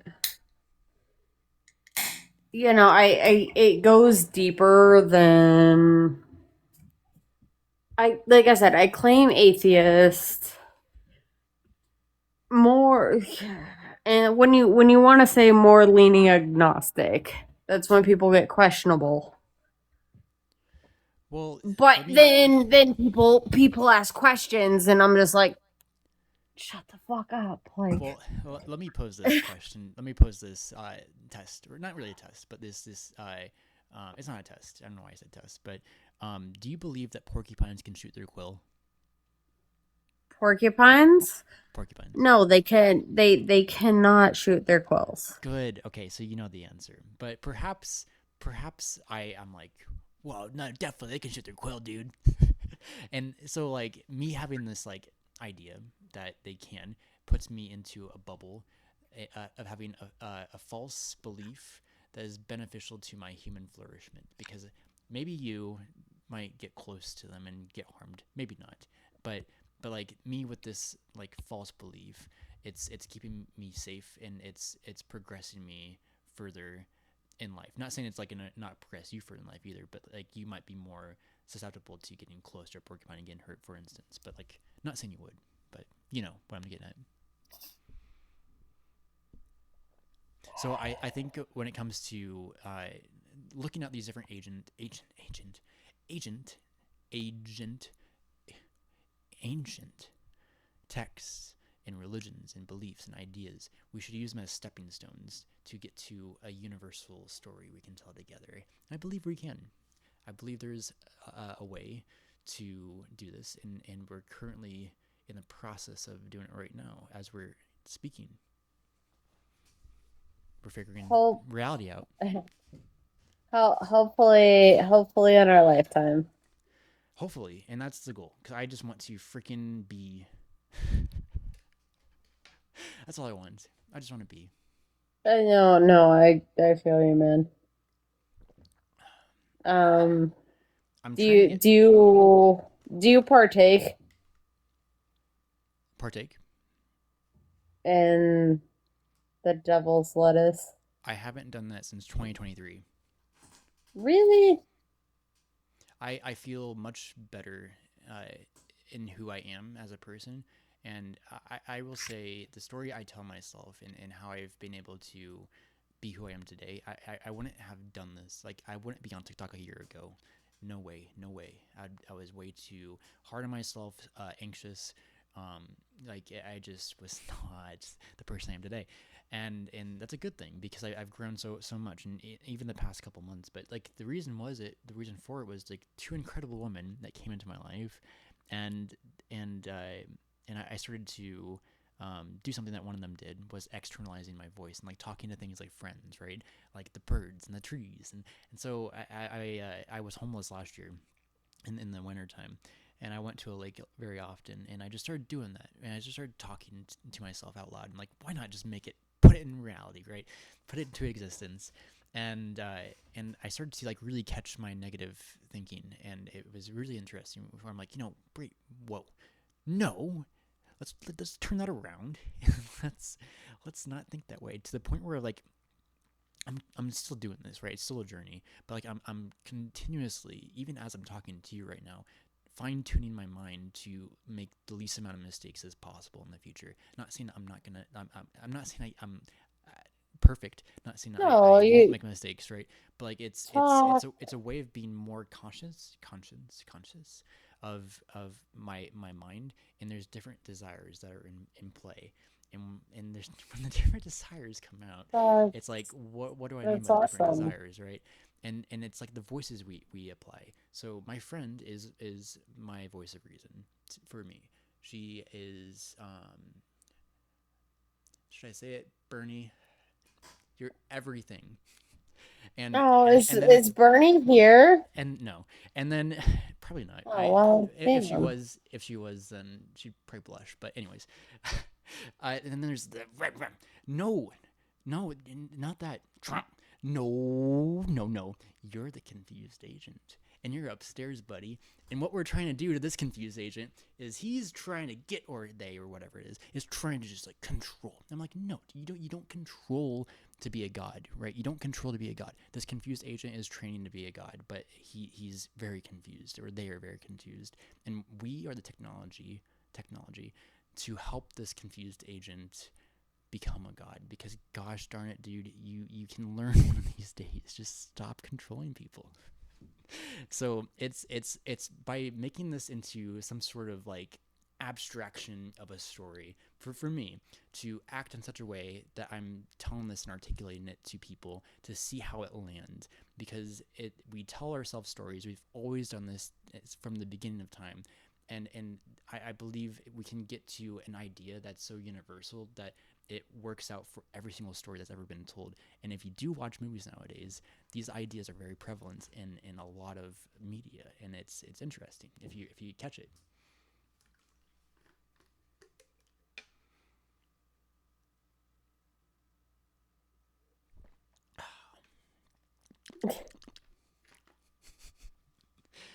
Um, yeah, so that's my little ramble about spirituality, but it goes even deeper, because what can I say about Bernie being in my mind, and Billy, you're with me too, Billy, yes you are. And Billy is a great man from the South, and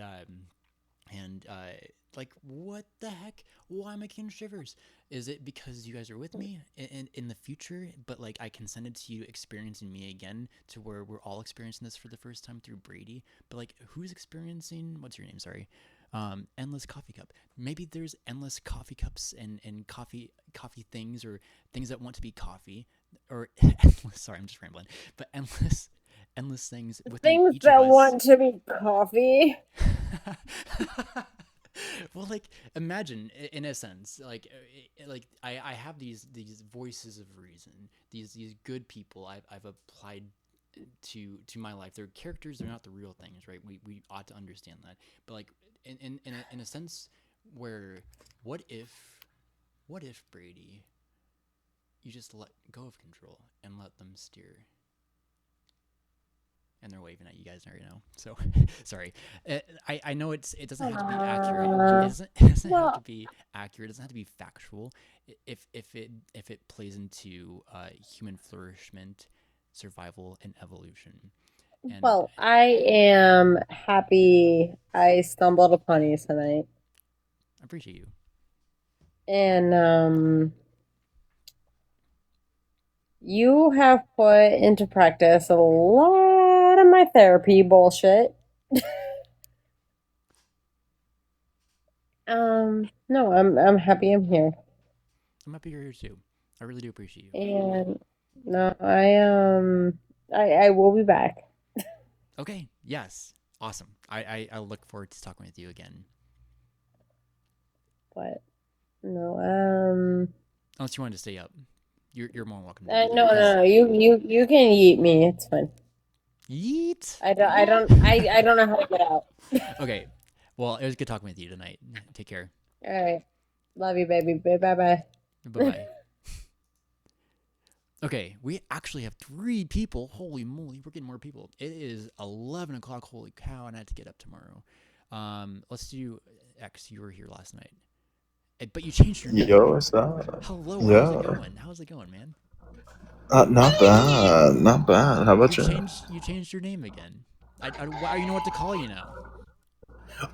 So my new name is Silencioso. Silencioso. I like it. Or you could just say it in English silence, or you could say Silencio. If it's Silencio. either or. I'll try to remember that. Whatever's easier. Silencio. Whatever's easier is it's easier. Well, what would you prefer? Uh well, silencioso is a very hard word to say sometimes, so silencio is probably Silencioso. the easiest one to say. I'm gonna. Silencioso is one it's hard to say if you need to say something quick because it doesn't roll off the tongue quick. Silencio. So Silencio So is the short version. yeah, it all basically means silent stuff. How do you spell that? Let me pull it up because it's in my username. So it's SIL. SILENCI Oso. And Silencioso. then I got yeah, and then the rest of my name is it's Silencioso no Muro. What that mm, translates to is silent no mute. silent. Silencioso no Muro. I used to write notes on my paper, but like I just kind of why am I not writing it on my paper? Because like writing it on paper is, but this way I can bring it up on my computer. We're saving notes again. We're doing the thing because notes are good. And what we're gonna do is go to desktop, save. Okay, we got the note. Cool. So silencioso or silencio, right? Um, Yeah. we were talking about analog horror, and Yes. you got me to watch The Silencer, which was Hmm. a very interesting concept. I think Ironic that my name's now Silence. I know. Very ironic. I was thinking about that. I was like, is there a connection? Is there a No, connection? no, there's not. So it was, it's interesting because like I like media that deals with dark topics like that. When it comes to substance abuse or unalivement, right? So I think it portrayed that in an interesting way.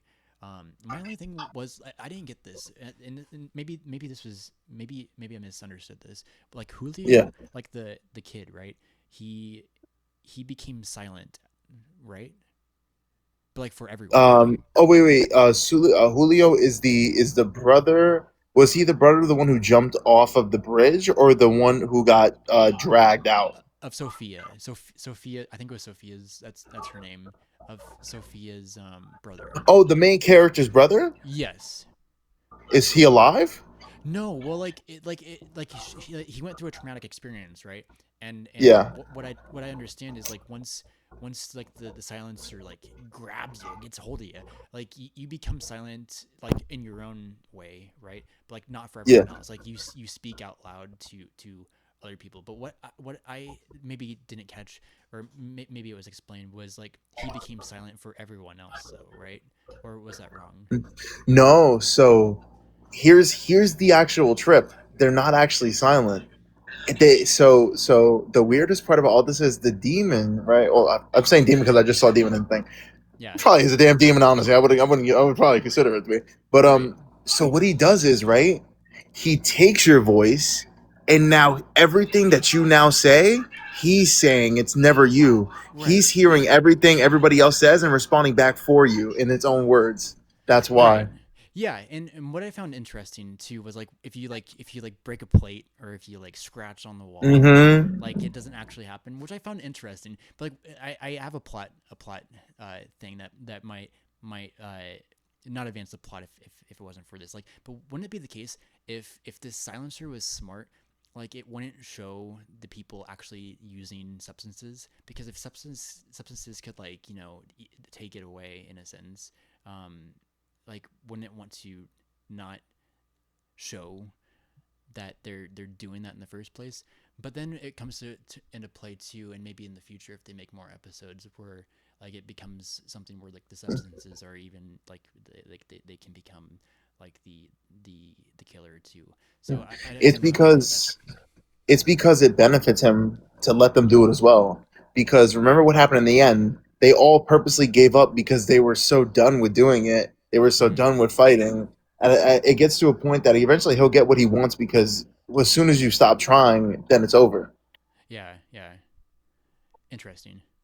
Um, and one other thing, I was like, it'd be interesting because like I think when it comes to these issues, it's very touchy subjects, right?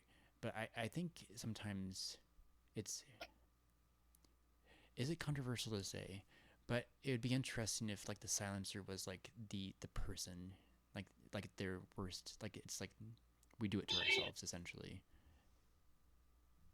What do you mean? Like the silencer is like each silencer inside the person's mind is just themselves.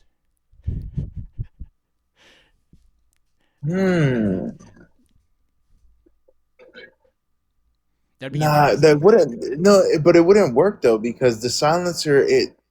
the reason that it does what it does is because it's supposed to latch on to everyone in the world, pretty much. That's its goal. Yeah. And to do so, it wouldn't benefit it to keep its prey alive. And if it was, it's just same remnant of who the person was, then the goal to breaking it would be just to stop doing everything, just to stop listening to what it is. Yeah. Hmm. Yeah, I found it to be an interesting concept. And the guy that what was his name? Emerald, no, I remember something. The channel guy. He was really fun to listen to Yeah, and breaking Immortal it down. Marcus. Immortal Marcus, that's right. Yeah, yeah, yeah. I found that to be interesting to listen to him just like break things down, and he was like a good personality to listen to. So I appreciated that aspect of it too.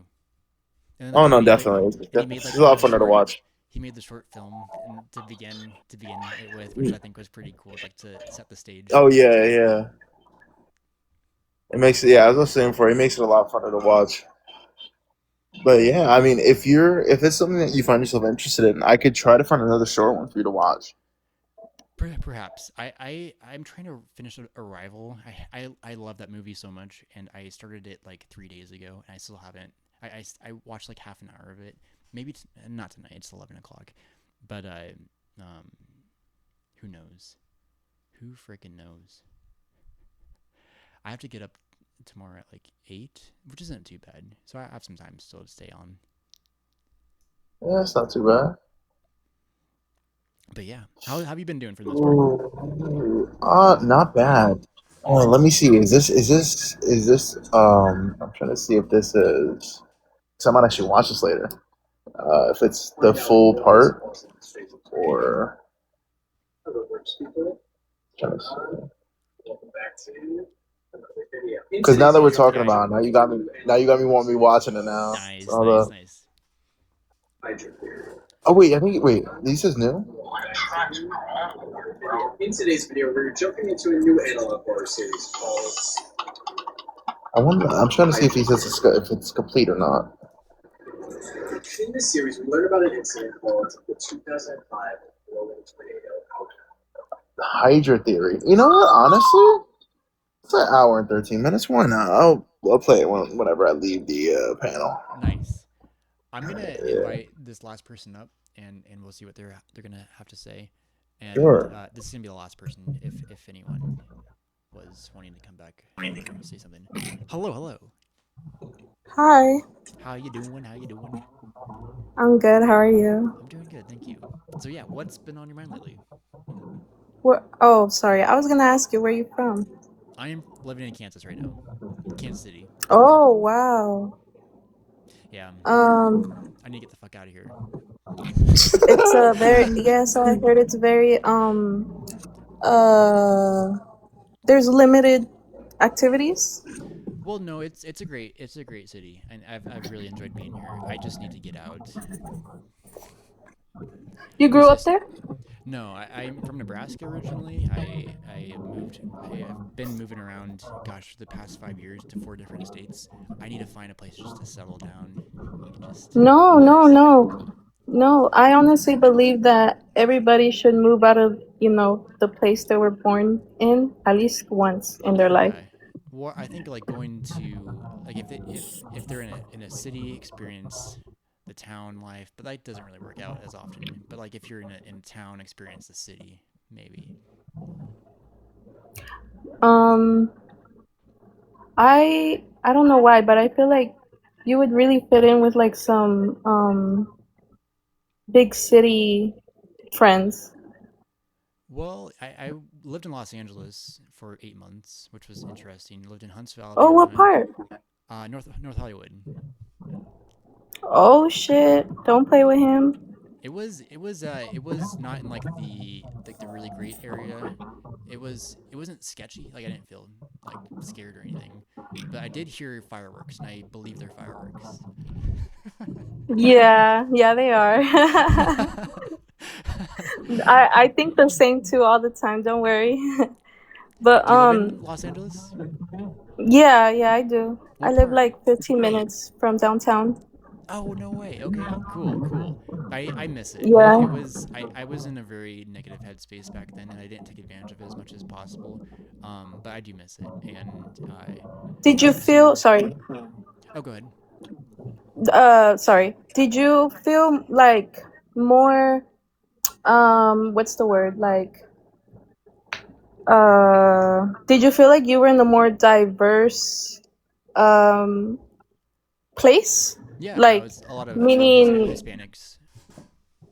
no, no, not like racially. I Oh, my like bad. me, mentally, emotionally, religiously. Oh, can you ask that question again?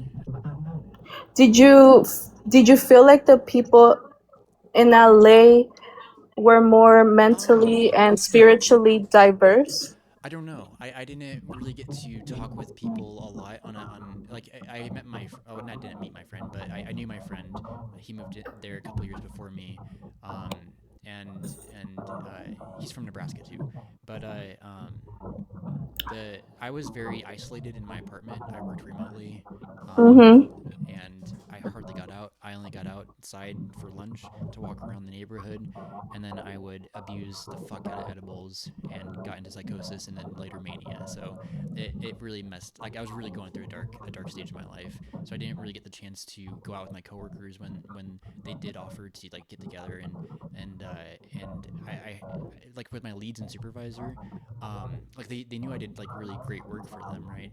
But I didn't really get on a call and like talk with them personally, Mm-hmm. and Mm-hmm. I wasn't really in the right mental space to talk Mm-hmm. anyways. Like I felt. Have you ever? You were Have you? detached. Yeah. Have you ever felt like your voice just like doesn't come out like it has it as it needs to? There's like a chakra right here. I think right. You like they physically don't come out, or they don't come out the way you interpret it in your mind. Well, I mean, it's just hard to speak. It feels like it feels very difficult to even get words out, and uh, if that makes any sense, and it's like a Exa- mental um it's like a mental thing, but also just like physically, like it just feels hard to like speak. um well, you have a very fragile nervous system, I can tell. What do you mean by that? Like not fragile, sensitive. Am I Well, it's interesting. Like on track? a sensitive nervous system. So it's interesting because like the more, and this has happened today a lot.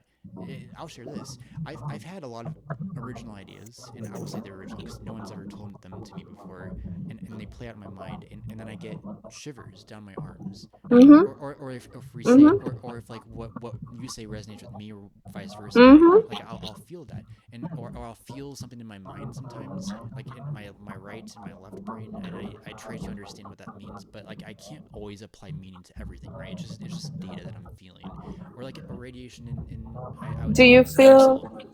emotions like uh with your like, let's say you let's say something bad happens, do you feel it in your stomach? Like, do you ever get nauseous? Well, I experienced grief last year, and it was like a very heaviness Mm-hmm. in my chest, and a deep Yeah, sadness, like just very much just like a heaviness. Um, so that's been like pretty much but the physically only. sick. Do you ever feel like the overload sometimes goes to even the sometimes it even reaches to making you like physically sick? No, I don't think if I can, I don't think I allow it to get to that point. But like my knee starts hurting. My injury I had in high school, like I had a knee injury and that started hurting during grief, which is really weird. Like what grief does to the body. Yes. Um, Yes. so but I I'm haven't sorry for felt all the like questions, by the way. no, you're great. I appreciate curious people because like this is how we ought to like we're getting somewhere with this, right? Like you're picking my brain and it's helping me understand myself more too. So I appreciate you just for asking questions in general. Yeah, I also don't want to just like assume who you are as a person, you know. Hmm. That's also something I'm trying to work on. I usually judge people You can say it, and that's without fine. knowing them.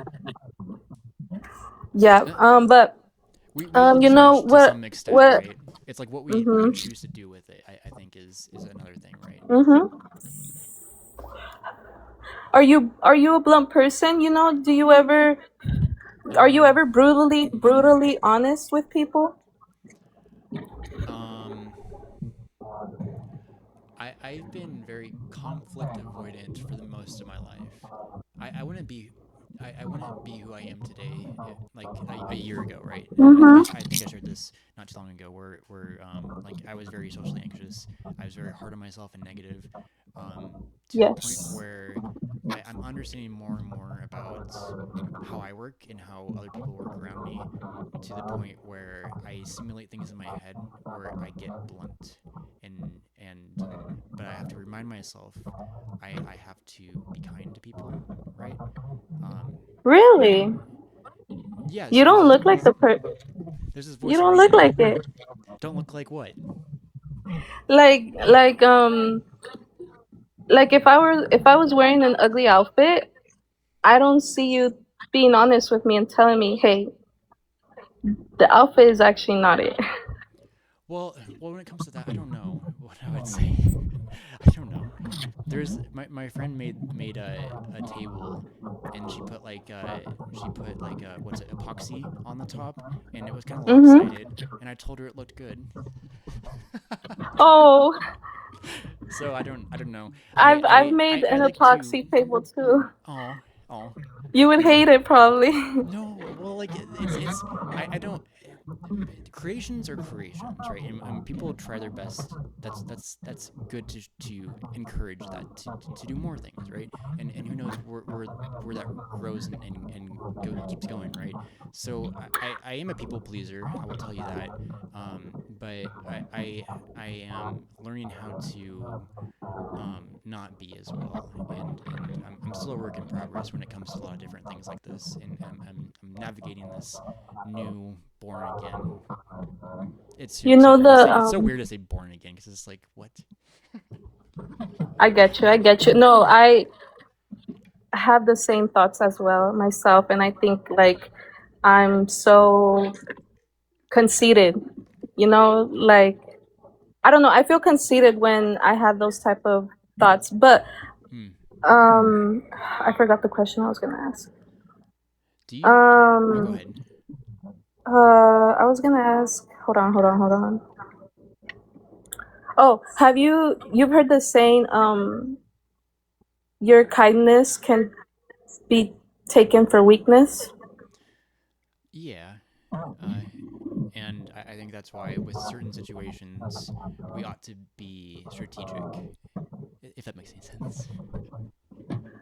Yes. Well, I feel like that can go towards the world as well, if that makes sense. Not just an individual. Uh, and that an individual can't take your kindness for weakness, but the universe and the world can also do that to you when you look at the world in a sunny lens. You know, even when you're not dealing with other people, you're still dealing with yourself. Mm-hmm. And if you know, uh, I asked about like the honesty thing because I feel like if you can, if you can't be honest with someone about little things like that, what else can you possibly be lying to yourself about the universe? You're onto something, and it's really interesting. And I think there's a couple ways of going about it, right? Because if you Because I completely understand you. I feel right, like I had to throw that part of myself that reminds me of you away. I had to like trade it for a more um I don't want to say rude, more like a what's the word? More like just stand by your beliefs, you know, say what you want to say always. You just seem like the most sweetest, kindest soul. Aw, And like you're great. me personally, I have that evil side of me where like I can definitely see different ways that I can use you. Okay, so you're getting onto something, and I think I really do appreciate you for being vulnerable. But you know what? If we all can't admit that we can, then who are we to really judge others when we think we're so fucking great and kind and whatever that means? If there isn't that little snake inside of you and you don't recognize what that is, that's dangerous because people let that out without knowing. But you, Oh yes, but you, that was you're me. you're aware of it. You know what that is. And I'm getting shivers. But like it's in my head, this confused agent is upstairs and it is trying to control. It just wants to control. It thinks it's a god. It can do whatever it wants. But Yes. we're essentially the technology in my mind to help this confused agent become a god. Because gosh darn it, we all go up in my eyes. We all figure this out together, and I believe there's a way. And it starts with having these conversations like this, right? But like abstracting these ideas and making it real. So I'm trying my hardest to find an agent on Earth. Mm-hmm. Balance. Balance. You can unlock both sides and find balance. You know, just because you've seen one side and you think you must move on to the other doesn't mean you can't accept both to work um harmoniously. I You don't know how know to say it. that. You know it's the harmony. I say it all the time. It's harmony, right? And what's that mean? And I want to ask you a question. What does harmony mean for you? For me personally, um I try to be kind, respectful, honest, but also what are like uh discipline. Discipline's a big one for me. I like that. Um I feel like spirituality is also a big one for me. Mm-hmm. And it doesn't mean find God, okay? It can mean that if you wanted to. What do you think it means for you? Um I don't like to put a definition on that. I think Okay. religion should be what each person wants it to be. Me personally, I've studied three religions and I still haven't found my place. You know, like And that is okay. And that is okay. Are you agnostic then? no, no, no. I was a Christian, like maybe. Well, I would say I'm still Christian, but I'm trying to move out of that because I feel like Christianity focuses more on spreading the Bible and making disciples and judging people by their righteousness. And I don't believe that's what God's intentions were. Mm-hmm. I know the Bible has it written that way, and people have interpreted it that way since, but I don't think that's the actual meaning. So I don't feel comfortable calling myself Christian Yeah. if I don't fit into like that stereotypical bubble that they have going on right now. Yeah, I think you can definitely separate yourself from the bubble to what it is essentially. Like I don't subscribe to Christianity, but I believe the idea of Jesus is true, and we should run with that idea very much and hold on Have to you it read the because Bible? I'm working on it, working on reading it or listening to it on a podcast. This Catholic priest goes on and talks about it. I'm through Genesis. I've read through Genesis to through Exodus, and I stopped with the King James version a couple years ago. I just got disinterested, and I think I just keep getting disinterested in it because I've heard enough about the Old Testament where I'm just not You don't feel convinced. accepted. I don't think it's a good text to use in 2026. I think we've evolved a lot since then, Exactly. and we should be very careful about getting trapped into this ideology or this. Exactly. I think that's actually what God's intentions may have been leaning more towards, and that's what Christians today are rejecting. Sorry if I'm like talking a little slowly. It's because No, I hear an echo and it's kind of like throwing me off. it might be from my Sorry about that. my mic. Um, how's it now? Is this okay? Hold on. I hear Okay, perfect. myself. I hear myself a little Perfect. bit, but it's not like it's not bad at all. Okay, perfect. That was throwing me off so bad. Like I was talking in periods. It was pissing me off. Okay, Anyways, sorry. So I think what happens is I have my headset volume so high where it goes back into my microphone and you hear it that way. Um, so I'm turning it down. sorry. Anyways, I was gonna ask, did you discover your illnesses on your own as an adult, or were you aware of them as a child? Like, did your parents take you to a psychiatrist? Oh no, it was as an adult. CX or I forgot the Silencio. Anyways, so it was something where even like my mom was talking to us about me recently where she didn't She didn't I hear myself. accept. No, it's okay.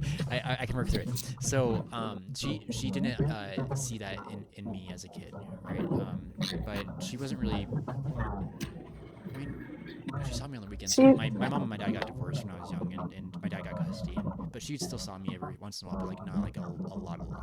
Um, but there's other things too. personally, There's other things too that I don't mind talking about. But anyways, what were you saying? personally, I've discovered that um usually adults that discover their own mental illnesses later in life are the ones that um have more trouble with it, because when you're a kid and your parents are teaching you about what you may have and how to work with it, and you are growing with the illness, it becomes easier. And so when Yeah, I was discovering my own, what I genuinely realized, in my opinion, is that you can't, I'm not saying be angry at your parents, right, for denying that side of you, but I feel like, hold on, I don't know how to explain this. I think I know kind of where you're getting at, but I'll let you if you want to try to speak, I'll let you. Because I resonate with the journey you're on. It's the exact same journey I am on. It's and it's also hard when you have family members that don't really believe in any of that stuff. They very much how can I explain it? Sorry. Like with mental illness, like believe, like understand like Mhm. what that is. Mhm. Sometimes It's still some abstract. We're putting it words to roots it from as we're doing it. So go ahead. it roots from neglect is what I'm trying to say. And I feel like, you know, once you start learning about it and you start realizing that, you'll have a different approach towards the world. And it'll even make you a little more angrier. And you know what? I feel like that's what you need. I I know have. I know it sounds bad. Do me a share something fucked up. Go for it. Go for it. I am sick of idiot, coward men controlling me. And Is that it? well, I have there's been women too, but like it's been a lot of men, and I don't hate men. There's been a lot of good men in my life. I'm a man, guys, but I simulate these things that happen, uh, and I have an idea of how to accomplish things in a way that doesn't involve violence, but Absolutely. simulating original ways that I'm not very strong womp womp. I do this on purpose, That but don't got nothing to do with nothing, baby. I promise you, my words hurt more than a punch from me will. You know, right. when you really just learn to sit down with your own thoughts and you found a way to be respectful as well, and there's a balance with all that, you know, I feel like you'll learn a way to really fight with your words and not actions. Yes, and that's how it ought to And be, but I we promise do it in a you, creative way, right? We can do it in a much creative way, much more. no, honestly, literally, sometimes you just gotta say what's on your mind.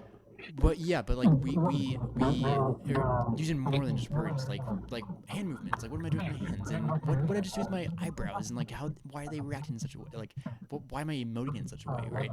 And it's like performance theater in a sense, where I envision some things in the future, if they ever do happen, to be very entertaining. Oh, I can't express my facial expressions at all. Like, What do you mean? sorry, I meant I can't hide my facial expressions at all. And that's what makes it really hard for me to lie as well, because even if I'm lying, my face will tell it. And you may think people don't know you're lying, but I promise you they do. You know, Yeah, there's like micro expressions we make, right? Like if someone gazes to the right, they're trying to recollect or trying to create a new idea. Is this a new idea? But if they look to the left, they're trying to look back to like factual, like logical things. Like people have studied how people are, and it's been like psychologically understood to like eye movements, for instance. Like like I try to be as expressive as possible because I'm trying to be as transparent too, and I have nothing to hide when it comes to my life. I had to be very strategic with what I say next, because there's like layers and layers to understanding the next one, right? And I can't be so far ahead to the point where I just look fucking crazy on Facebook to my friends and family, right? Because like I am fucking crazy, but like I also am not. But I recognize I am, but I'm also not because am I crazy right now? No, and I don't have you answer that because um I'm just being, and there's much more to being if you understand you can be many things. I want to dig deeper, but I feel like it's not a conversation to have in public Okay. or in front of an audience, because um I genuinely feel like you gotta get personal to really dig into your mind, especially if you're trying to explain that to another person. You know, I Yes. mostly wanted to come up here and tell you that I feel like you genuinely came from neglect, and you as an adult are trying to figure out everything now. And I want to tell you it's okay. I'm on the same exact path. You're not crazy. If anything, I feel like we're actually more open to listening. We're more Mm, nurturing. We're more respectful. You're actually too respectful. appreciate you. um, you know, but there you can find a balance in everything. And please keep in mind what I said about the neglect things, because when you really dig into that deeper, like I said, you'll start growing like this anger, and and it'll be mostly towards, family. And then you'll start, and then little little things will start happening. You'll start viewing them really different, and you'll start noticing some things that you may be allowing a little too much, or what you may not be allowing enough. You get what I'm trying to say? Yeah, I mean, I've been through Just open that door, okay? See I've been where through see where it leads right. you. I've been through neglect and trauma, and I think to get this diagnosis of being bipolar, like I think anyone that has been through trauma, I believe, is susceptible to psychosis at least, if not mania. Absolutely. And so it's been a lot of understanding that, but like it comes to this. So there's four people in my family, in my direct family, and I can point at this one person. Well, the three of them did me wrong in ways I don't want to get into on live, and my But you know sister, that, right? yes, and my sister, I technically heard her first being in mania, but like it's complicated, and but she's like it's really complicated. I'm like, gosh darn it, Kelly, just call me. Anyways, I can point to this one person and be like, you know what, this person is nah nah nah nah, but like no, you can't do that because this person was hurt by someone else, and that person was hurt by someone else, and that person was hurt by someone else, and it's almost universal at this point that everyone has been harmed by someone. I believe That's the someone. thing. I believe That's some, the thing. but we I think we have to be very very careful when it comes to repeating things in the future, right? I believe fear is the root cause of all unnecessary suffering. If the individual can eradicate fear from the mind, they can lead more fulfilling and productive lives. This doesn't mean we can't feel fear. Like feeling emotions is good. It's data. It's something that we can take in and be like, okay, what do we do with this? But like we shouldn't let we shouldn't let fear dictate how we think. And I think this is critical for human flourishment. We should be curious, open-minded, and understanding. Put that into our foundation, who we are as people, and progress. And we can do it. I believe in us. And just how you can do too much of a drug, you can do too much of those three things. Sure, Does that and make sense? yes, and there's always that understanding of Do you want to be too understanding? Do you want to yes, accept what everyone says? yes.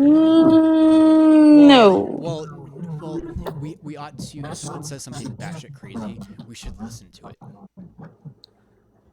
Oh, yeah. Yes.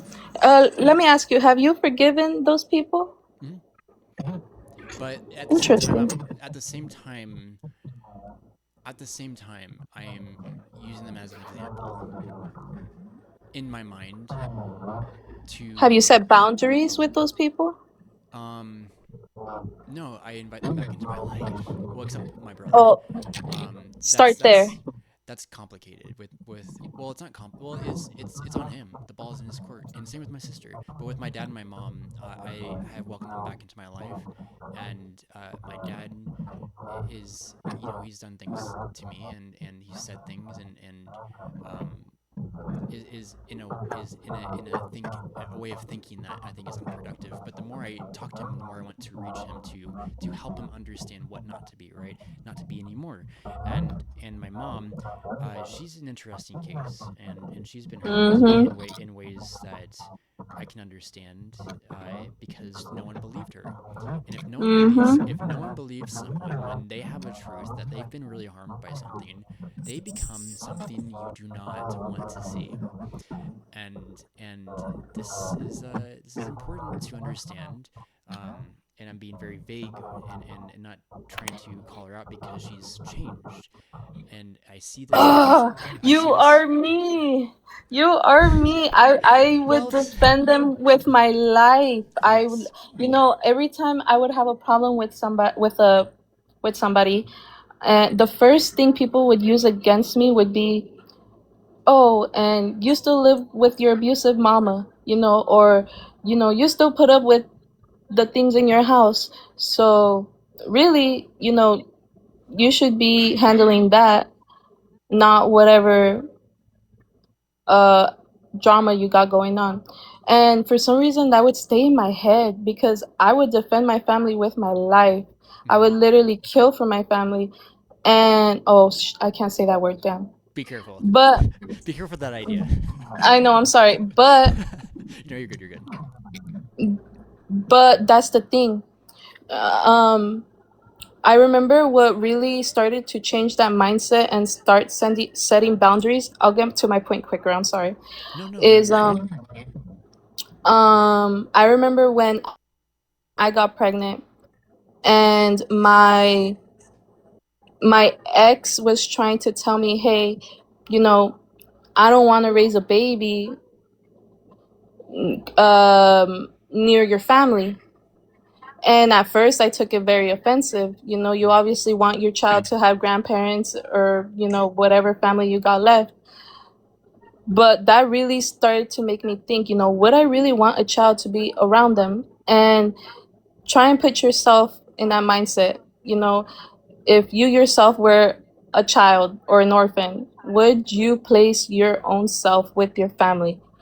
But, you are their child. So the thing to do really is set boundaries. And I feel like when you do that, I know it's the most random and like littlest thing you can do, but I promise you it'll change it, like it'll open up a door in your mind where you're like, wait, you know, this is a balance th- that I can try improving. mm. Because I just by listening to you, I could tell like you're the most kindest and sweetest soul. Like you are gonna have trouble, not trouble. I don't want to. I'm not trying to like describe you in a certain way or nothing. No, But you're okay. I feel like the right balance for you would be to start there. Because me personally, I believe that the closest ones to you is what triggers everything mentally, emotionally. It can definitely. For me, it's a bit more um, different.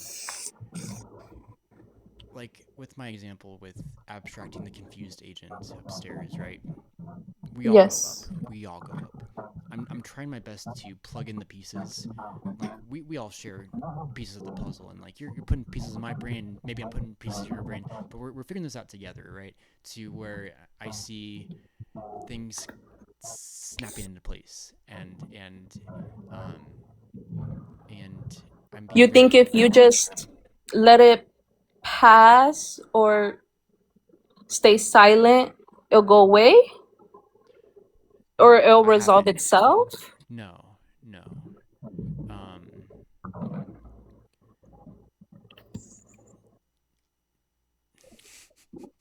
it's so silly. Um, Life is absurd, don't you think? Don't you think? Absolutely, it is. But I promise you, like, I don't know why, but I'm not saying we're the same and my path will be the same for you. But me personally, when I started just trying to get to the root of the problem, it really just started with neglect. It really just did start there. Mm-hmm. And that's what made me go into like the biggest rabbit hole of like wanting to. You can learn everything and anything about mental illness, and I promise you, all that information is not gonna do anything. I've tried, I've countless nights I've just read and read and read, hoping to find some type of answer, and you won't find it. It. That's personally how I feel. Right. We come to understand, like, we all come to understand this in different ways, and maybe we don't ever understand it. But how does this person get to this idea in general, or where do original ideas come from in the first place? And it's like different, asking different questions and being like, "What is this?" And going from there to understand how someone got to that conclusion in the first place, to why it works for you or another person, and we're testing this out in real time. We're being vulnerable with our mind, which I think is a beautiful thing, right? And you're helping me understand how to articulate things in such a way that I haven't before, and here we are, just figuring it out, right? And I think that's a beautiful thing. Yes, I feel like if we talked more, you would help me also like find something else I'm not like tapping into. But my opinion for you, um, I would definitely just try to start trying to figure out, where everything roots from. For me personally, it was family, it was neglect. It made me start thinking what would have happened if my parents would have put some more time into me and, you know, taught me more about this stuff and nurtured that. Um, but I know it sounds like I'm saying, oh, hold resentment and all this. No, because you can also learn to forgive. Right. But forgiveness can also be a weakness. So, you know, it also leads to setting boundaries. It's a it's like a system, right? Once you get to one thing, you'll move on to the next and the next and the next. And Yeah. I think I think you should try to dig into that. Well, yeah, I think when it comes to, you can point it back to neglect, you can point it back to trauma, but I think at the root of it, really, when it comes down to the psychological aspects of how people react in the first place, it comes down to fear. Mm. You think I'm afraid? Do you No, think I'm a no, I don't know person about. with fear? I don't think. Well, I don't think so. Because like how you're talking with me right now is like you've dived deep into like how you think, and I think you're fearless with that, right? And you're able to understand your family dynamic and how that impacted who you are. I think that's a courageous thing, and more people ought to do that. And I don't think a lot of people. Well, some people in my life know, I know, probably have never done that, and it's a scary thing, right? And there is a person I know, and sometimes trauma is so fucking scary you don't want to relive it again. So I understand why people don't want to do it, right?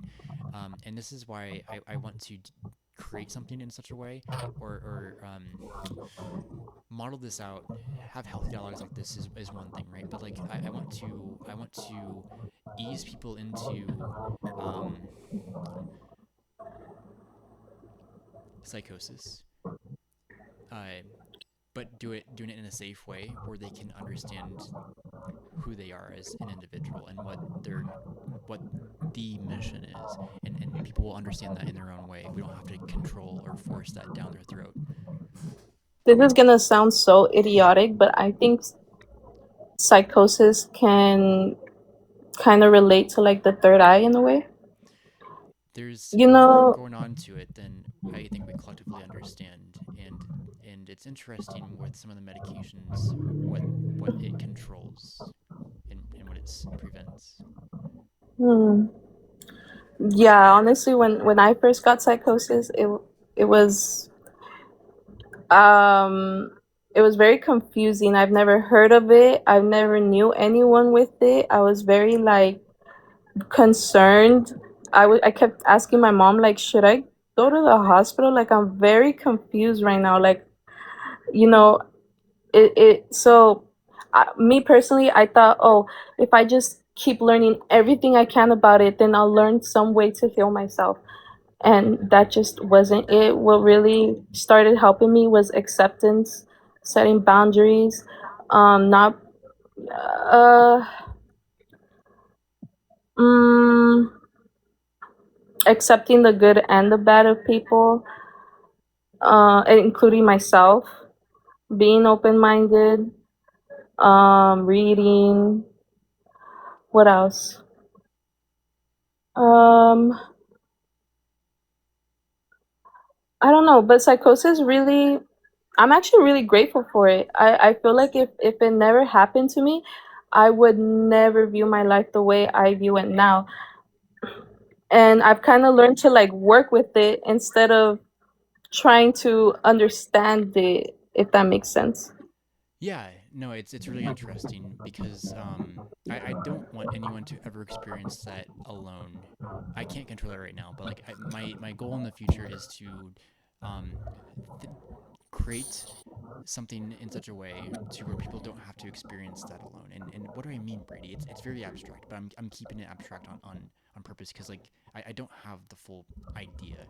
But I am a storyteller. I have worked in Los Angeles in the film industry as an animator. I have understandings of what storytelling can do. And when it comes to psychology and how the mind works, I believe there are ways we can safely allow people to experience psychosis with a trained group of individuals. This is very abstract and I'm putting it out there, but with trained individuals that understand it's more than what it seems. And what do I mean by that? I think we could only learn from people who have psychosis. You can train somebody and teach them about psychosis, but what if they've never had it? Right. And this is where this idea of inducing trauma into people to help them understand what it's like to go through psychosis, to pull them back out, is another abstract idea, and I don't know if that's even beneficial for people. Um, but perhaps there'd be some sort of interesting uh, need for that. But what do I mean by inducing trauma? Like we don't like hurt them in like physically, right? I believe there's still media and technology out there that we could, with storytelling, um, do something that triggers this thing. Like there's scary movies that could potentially do this, but I haven't seen a scary movie that I have seen in my mind. And I got one that can scare the shit out of Oh. Christians. But I'm keeping it safe right now because I'm getting way too far ahead. It'd be really interesting to do a lot of things with the film industry, but I think even more like with the scientific community and understanding like how psychosis operates in the first place. I mean, I kind of have a base understanding how like the dopamine and serotonin like just floods the receptors, right? But like the why is the thing. Like we can say what is going on, but like Yeah. why is it going on? And that's where the philosophy comes in. And I want to talk with philosophers. And this is like the beautiful thing when it comes to TikTok is people have different backgrounds and understandings where I can say these things out loud and maybe someone is Right, available that right. can help me, right? But even then, like you're helping me right now just saying these things out loud for the first time on TikTok, right? So it's again a beautiful thing. So I appreciate you just for being up here and talking. Yes. Uh if you allow me, can I message you? Yeah, Have you ever looked at your birth chart? astrology. Mm-hmm. I'm just Uh, very curious because I relate to you so much, and I'm like, I I'm have not the trying to pat. make I have this the about pattern that. app. I have the pattern app. But have never been into this for a while. Do you want my like date of birth and like the date I was born Yes, or like the please. time? Okay, send No, me. no, no. Don't say it. Don't say it out loud. Well, no, I'm Just not gonna say it out loud. message me it, and Well, I just want to look at it. I'm not gonna like you know you're an break you astrology girl, down or right? anything piece by piece. No, no, no, no, no, not at all. I literally get this way with everybody. I mean, anybody who I have a deep conversation with, it makes me genuinely curious. And I hate to root it to that or make the conversation about that, No, but it's okay. it's just my curiosity. Yeah, I don't know what to think about astrology, but then again, perhaps there's something out there that can indicate like why we are a certain way. Um, I don't know. What is it? I'm agnostic towards it. I see value in it when people want to understand like more about themselves, and sometimes it's very broad, just like advice, which is okay, I suppose. But like I'm kind of skeptical about it, but I also see the benefit in it. That's the contradiction that most people have. Astrology is not supposed to be a place where you search for answers. It's more of a tool. So, for example, you hear a lot that, oh, this sign is not compatible with this sign. That's not true. Every sign is compatible. You just got to find the way to make it compatible. And that's, where the tool aspect comes in. You use it as a way to find that compatibility, Hmm. or even understanding in yourself. Um, it's meant to be a tool. It's not meant to be something that just holds all the answers or tells us how everything got created. No, I think that's what honestly shocked me when I first started reading about it, because I was very against it at first, especially with believing in God. God says don't go and search for future answers. So I started with limits. I told myself I'm not gonna look at like the predictions and stuff. I don't want to know what's gonna happen. I do want to be surprised. I want to live life however life is thrown at me. And I think that's what people mistake about astrology. Yeah, I guess I'm not very educated with it to really have a strong opinion about it. I just haven't looked into it too much, even though I have the pattern app. And I think I was looking at that back when I lived in Los Angeles, to be honest. Oh, I can't believe you were in Hollywood, honestly. Wow. I That's so would honestly, surprising. I wouldn't mind going I back. don't see Hollywood in you at all. Hollywood, really? Actually, I do now. Like you kind of do look like you have like a director-ish kind of style. I like it. I'll take it. Yeah, yeah, I um, like it. it would be interesting to get back into it. It's just the industry isn't doing it, they're not making as many films as they were back in 2022, right? And they're outsourcing more work to different countries for cheaper labor. And then, of course, the rise of artificial intelligence is threatening artist jobs. It's not like to the point where it's like pixel perfection with like pixel fucking, but like they're using it for other instances that is getting rid of some artist jobs, and it's concerning. So I don't know. I might go back to Los Angeles. There's a lot of stuff I would like to achieve there if I could, but also there's places where my heart's going to, and even then I don't even know where I'm gonna be at after this year. Um, but That's good. I think that's okay, right? I don't have to Yeah, that's know, good. right? That's good. That's great. No, like I think sometimes we overthink and convince ourselves it's not the right path, but really it's not so bad, And I didn't take you for like, did you ever like network out here or anything? I was in a very negative mindset and headspace, and I was very socially anxious to the point where I didn't meet any industry professionals in person. Like it was all remote work from my apartment. I wish Oh, I wish I was like in this mindset and this headspace back in 2022 doing what I love to do. But it's just it's just not what's going on, and it needed to play out in this way in order for me to be this way right now, and I'm happy, and yes. and and I feel like I feel like that's an okay thing, right? Even though I've negatively impacted family and friends, like I strained relationships with family and friends being in mania.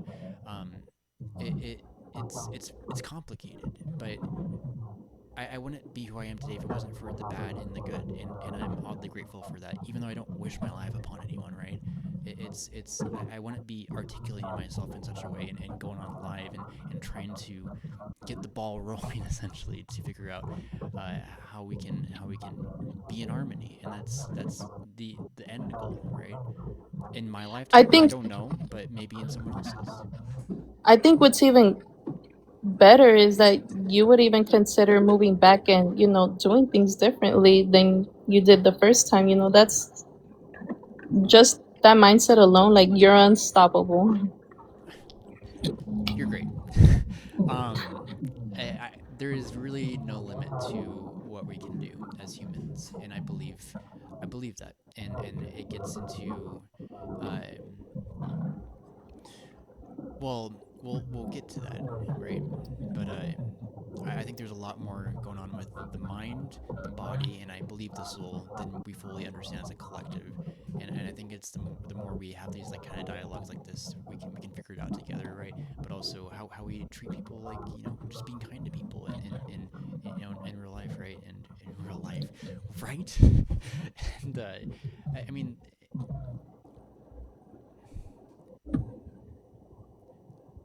Have you ever so noticed that people like this are usually more, I'm sorry, Jesus, you know I love you, but have you ever noticed we're a little more open and kinder than most religious people? That's what like made me turn from Christianity, because I felt more open and positive, not being grouped into that community. yeah, And I just think it's so like, I think it's so, what's the word, like, it's just confusing, because religious people on paper are supposedly, the most righteous and disciplined and all this, but I've never felt more unaccepted than I did in a religious community. I think when it comes to discipline and self-righteous, like I think atheists and religious people, like on both degrees, like believe they're that, right? Or like they Mm-hmm. I think when it comes to the different spectrums, or just with things in general, people just want to be right so bad. And I'm saying, hey guys, That's the problem. it's okay to say I don't know. Exactly. Like there's been things in the comments I kind of been glancing at, like looking to the left or you looking to the right. Like I said the Oh, wrong I love going left. I said Left is my way. I said the wrong way. So I'm still learning, guys. And then David, I see you too, but I don't know if you're still around. Um, uh, Go left, guys. I love going left. Honestly, it's so fun. It's also so like embarrassing sometimes, but it's also what teaches you and humbles you. Um, but I've taken too many left turns. I gotta straighten up. when you say, what do you mean by go left? Yeah, like I love being unpredictable. Okay. So You haven't been I well. I like. mean, it hasn't really been predictable, but like I haven't seen you as being unpredictable, like as in like a holy shit. Oh, you'd be surprised. You'd be very surprised. Right, we've only talked for how long? Let's see. It's been like an hour. I'm honestly also it's 12 o'clock and I need to wake up for work tomorrow. No worries, no worries. Um You before you go to bed though, would you mind sending me that info, yes. please? Follow. Well, I'm gonna follow you on my phone after this. But did you send me a follow? Because I can't follow you on TikTok Yeah, Studio for I'll some follow reason. you. Okay, sweet. And I'll find you and I will send you. As long as you send me yours. But you won't know how to read it. Well, I have the pattern app. I can plug it in. No, that's Okay, I won't do it. it's. I I won't do mean, it. no, no, no. Like it. I mean, if you want a broad explanation, then yeah, read it. But it's so much more interesting when you figure out how to read it. But oh my god, it takes years to actually learn it.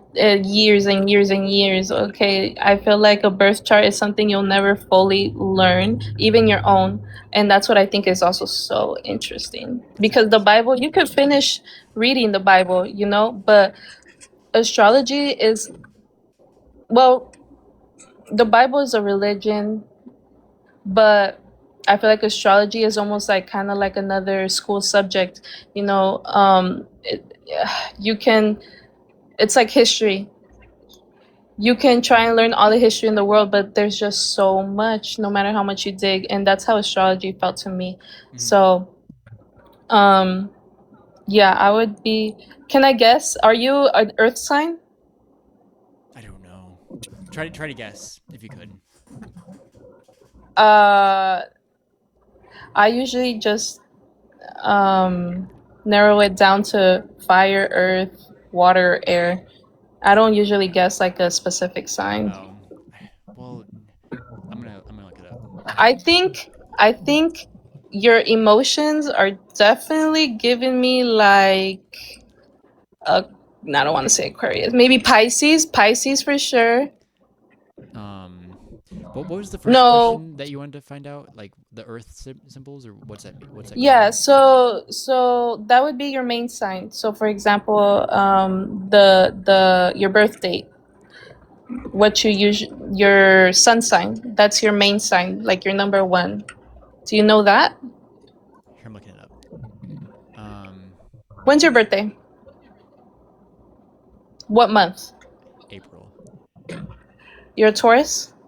No, Gemini? no, Aquarius? Aries. No. In April? Yeah, Oh yeah. it spans from March to March 21st to April 19th. I'm sorry. There's My different element is orders. That's why fire, that is one of I them though. think. Well, I mean, You this is wow. just. I mean, maybe not, because this is just the AI overview, and it doesn't know my exact birthday.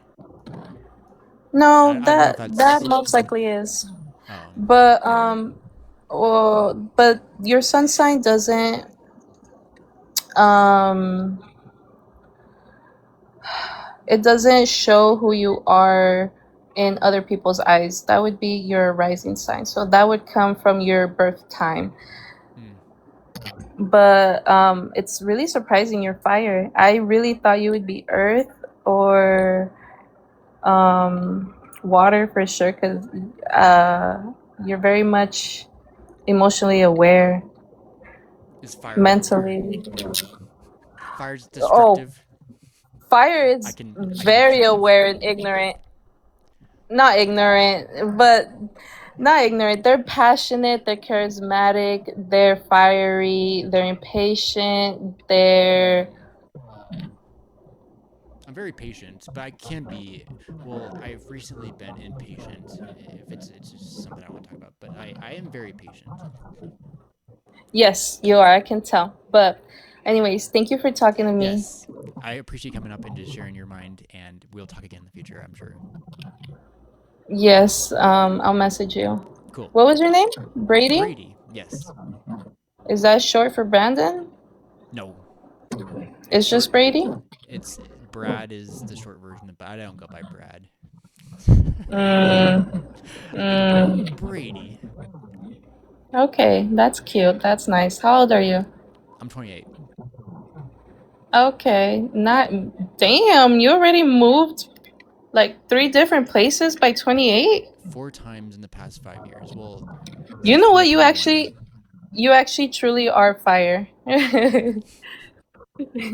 You actually I do see that fire. Never mind. But you I'll have a good night, okay? I'll let you analyze my sign here soon. So, all right, have a good night. Oh no. Be careful what you ask for because I'm a Virgo. Have Ooh, I you don't know heard what that anything about means. Virgos? I've heard that Virgo is a sign. It's the most analytical and observant sign Oh, ever, the most okay. judgmental, opinionated, uh, stubborn, uh, very much I think I know everything Do you really type. though? No, but that's what Exactly. makes me a true Virgo is that Okay. I think I do. Well, you haven't came across that way. Yes, I do. That's why I find myself asking a lot of questions first Hmm. because I've seen that usually in the past I think I know a person just by listening to them for a couple minutes and looking at them, and I've learned that that's not the way to judge people. Yeah, we gotta be very careful when it comes to people in general and understand them. Like the more they talk, of course, you can come to be like, that pattern is odd, or why did they say that? Ew, they do this, right? Anyways, Yeah, and I also wanted to tell you, you said you were taking 2 meds right now. yeah, Fire your psychiatrist right now. we can talk later about this. Yes, because honestly, a psychiatrist I found personally have told me you're never supposed to take 2 meds at the same time, and she Mm. told me that's actually what may have harmed me mentally, and what may have actually triggered my psychosis. Hmm. It's very weird, but sometimes it really do be a misdiagnosis. I don't even think I'm bipolar. How they diagnose me, I truly believe I just have ADHD or something. Mm. But yeah, that's something we can talk about in private. But you have a good night. Yeah, you too. I appreciate you coming up and have a good rest of your night. You too. Thank you. Yep. Bye bye. Okay. Sorry, there's another person that wanted to come up, but I am ending it for the night. I've been on for 3 hours. Holy moly. Alina Farfan. Yeah, hello. I appreciate you hanging out for a little bit, but we are getting off for the night. I'm sorry.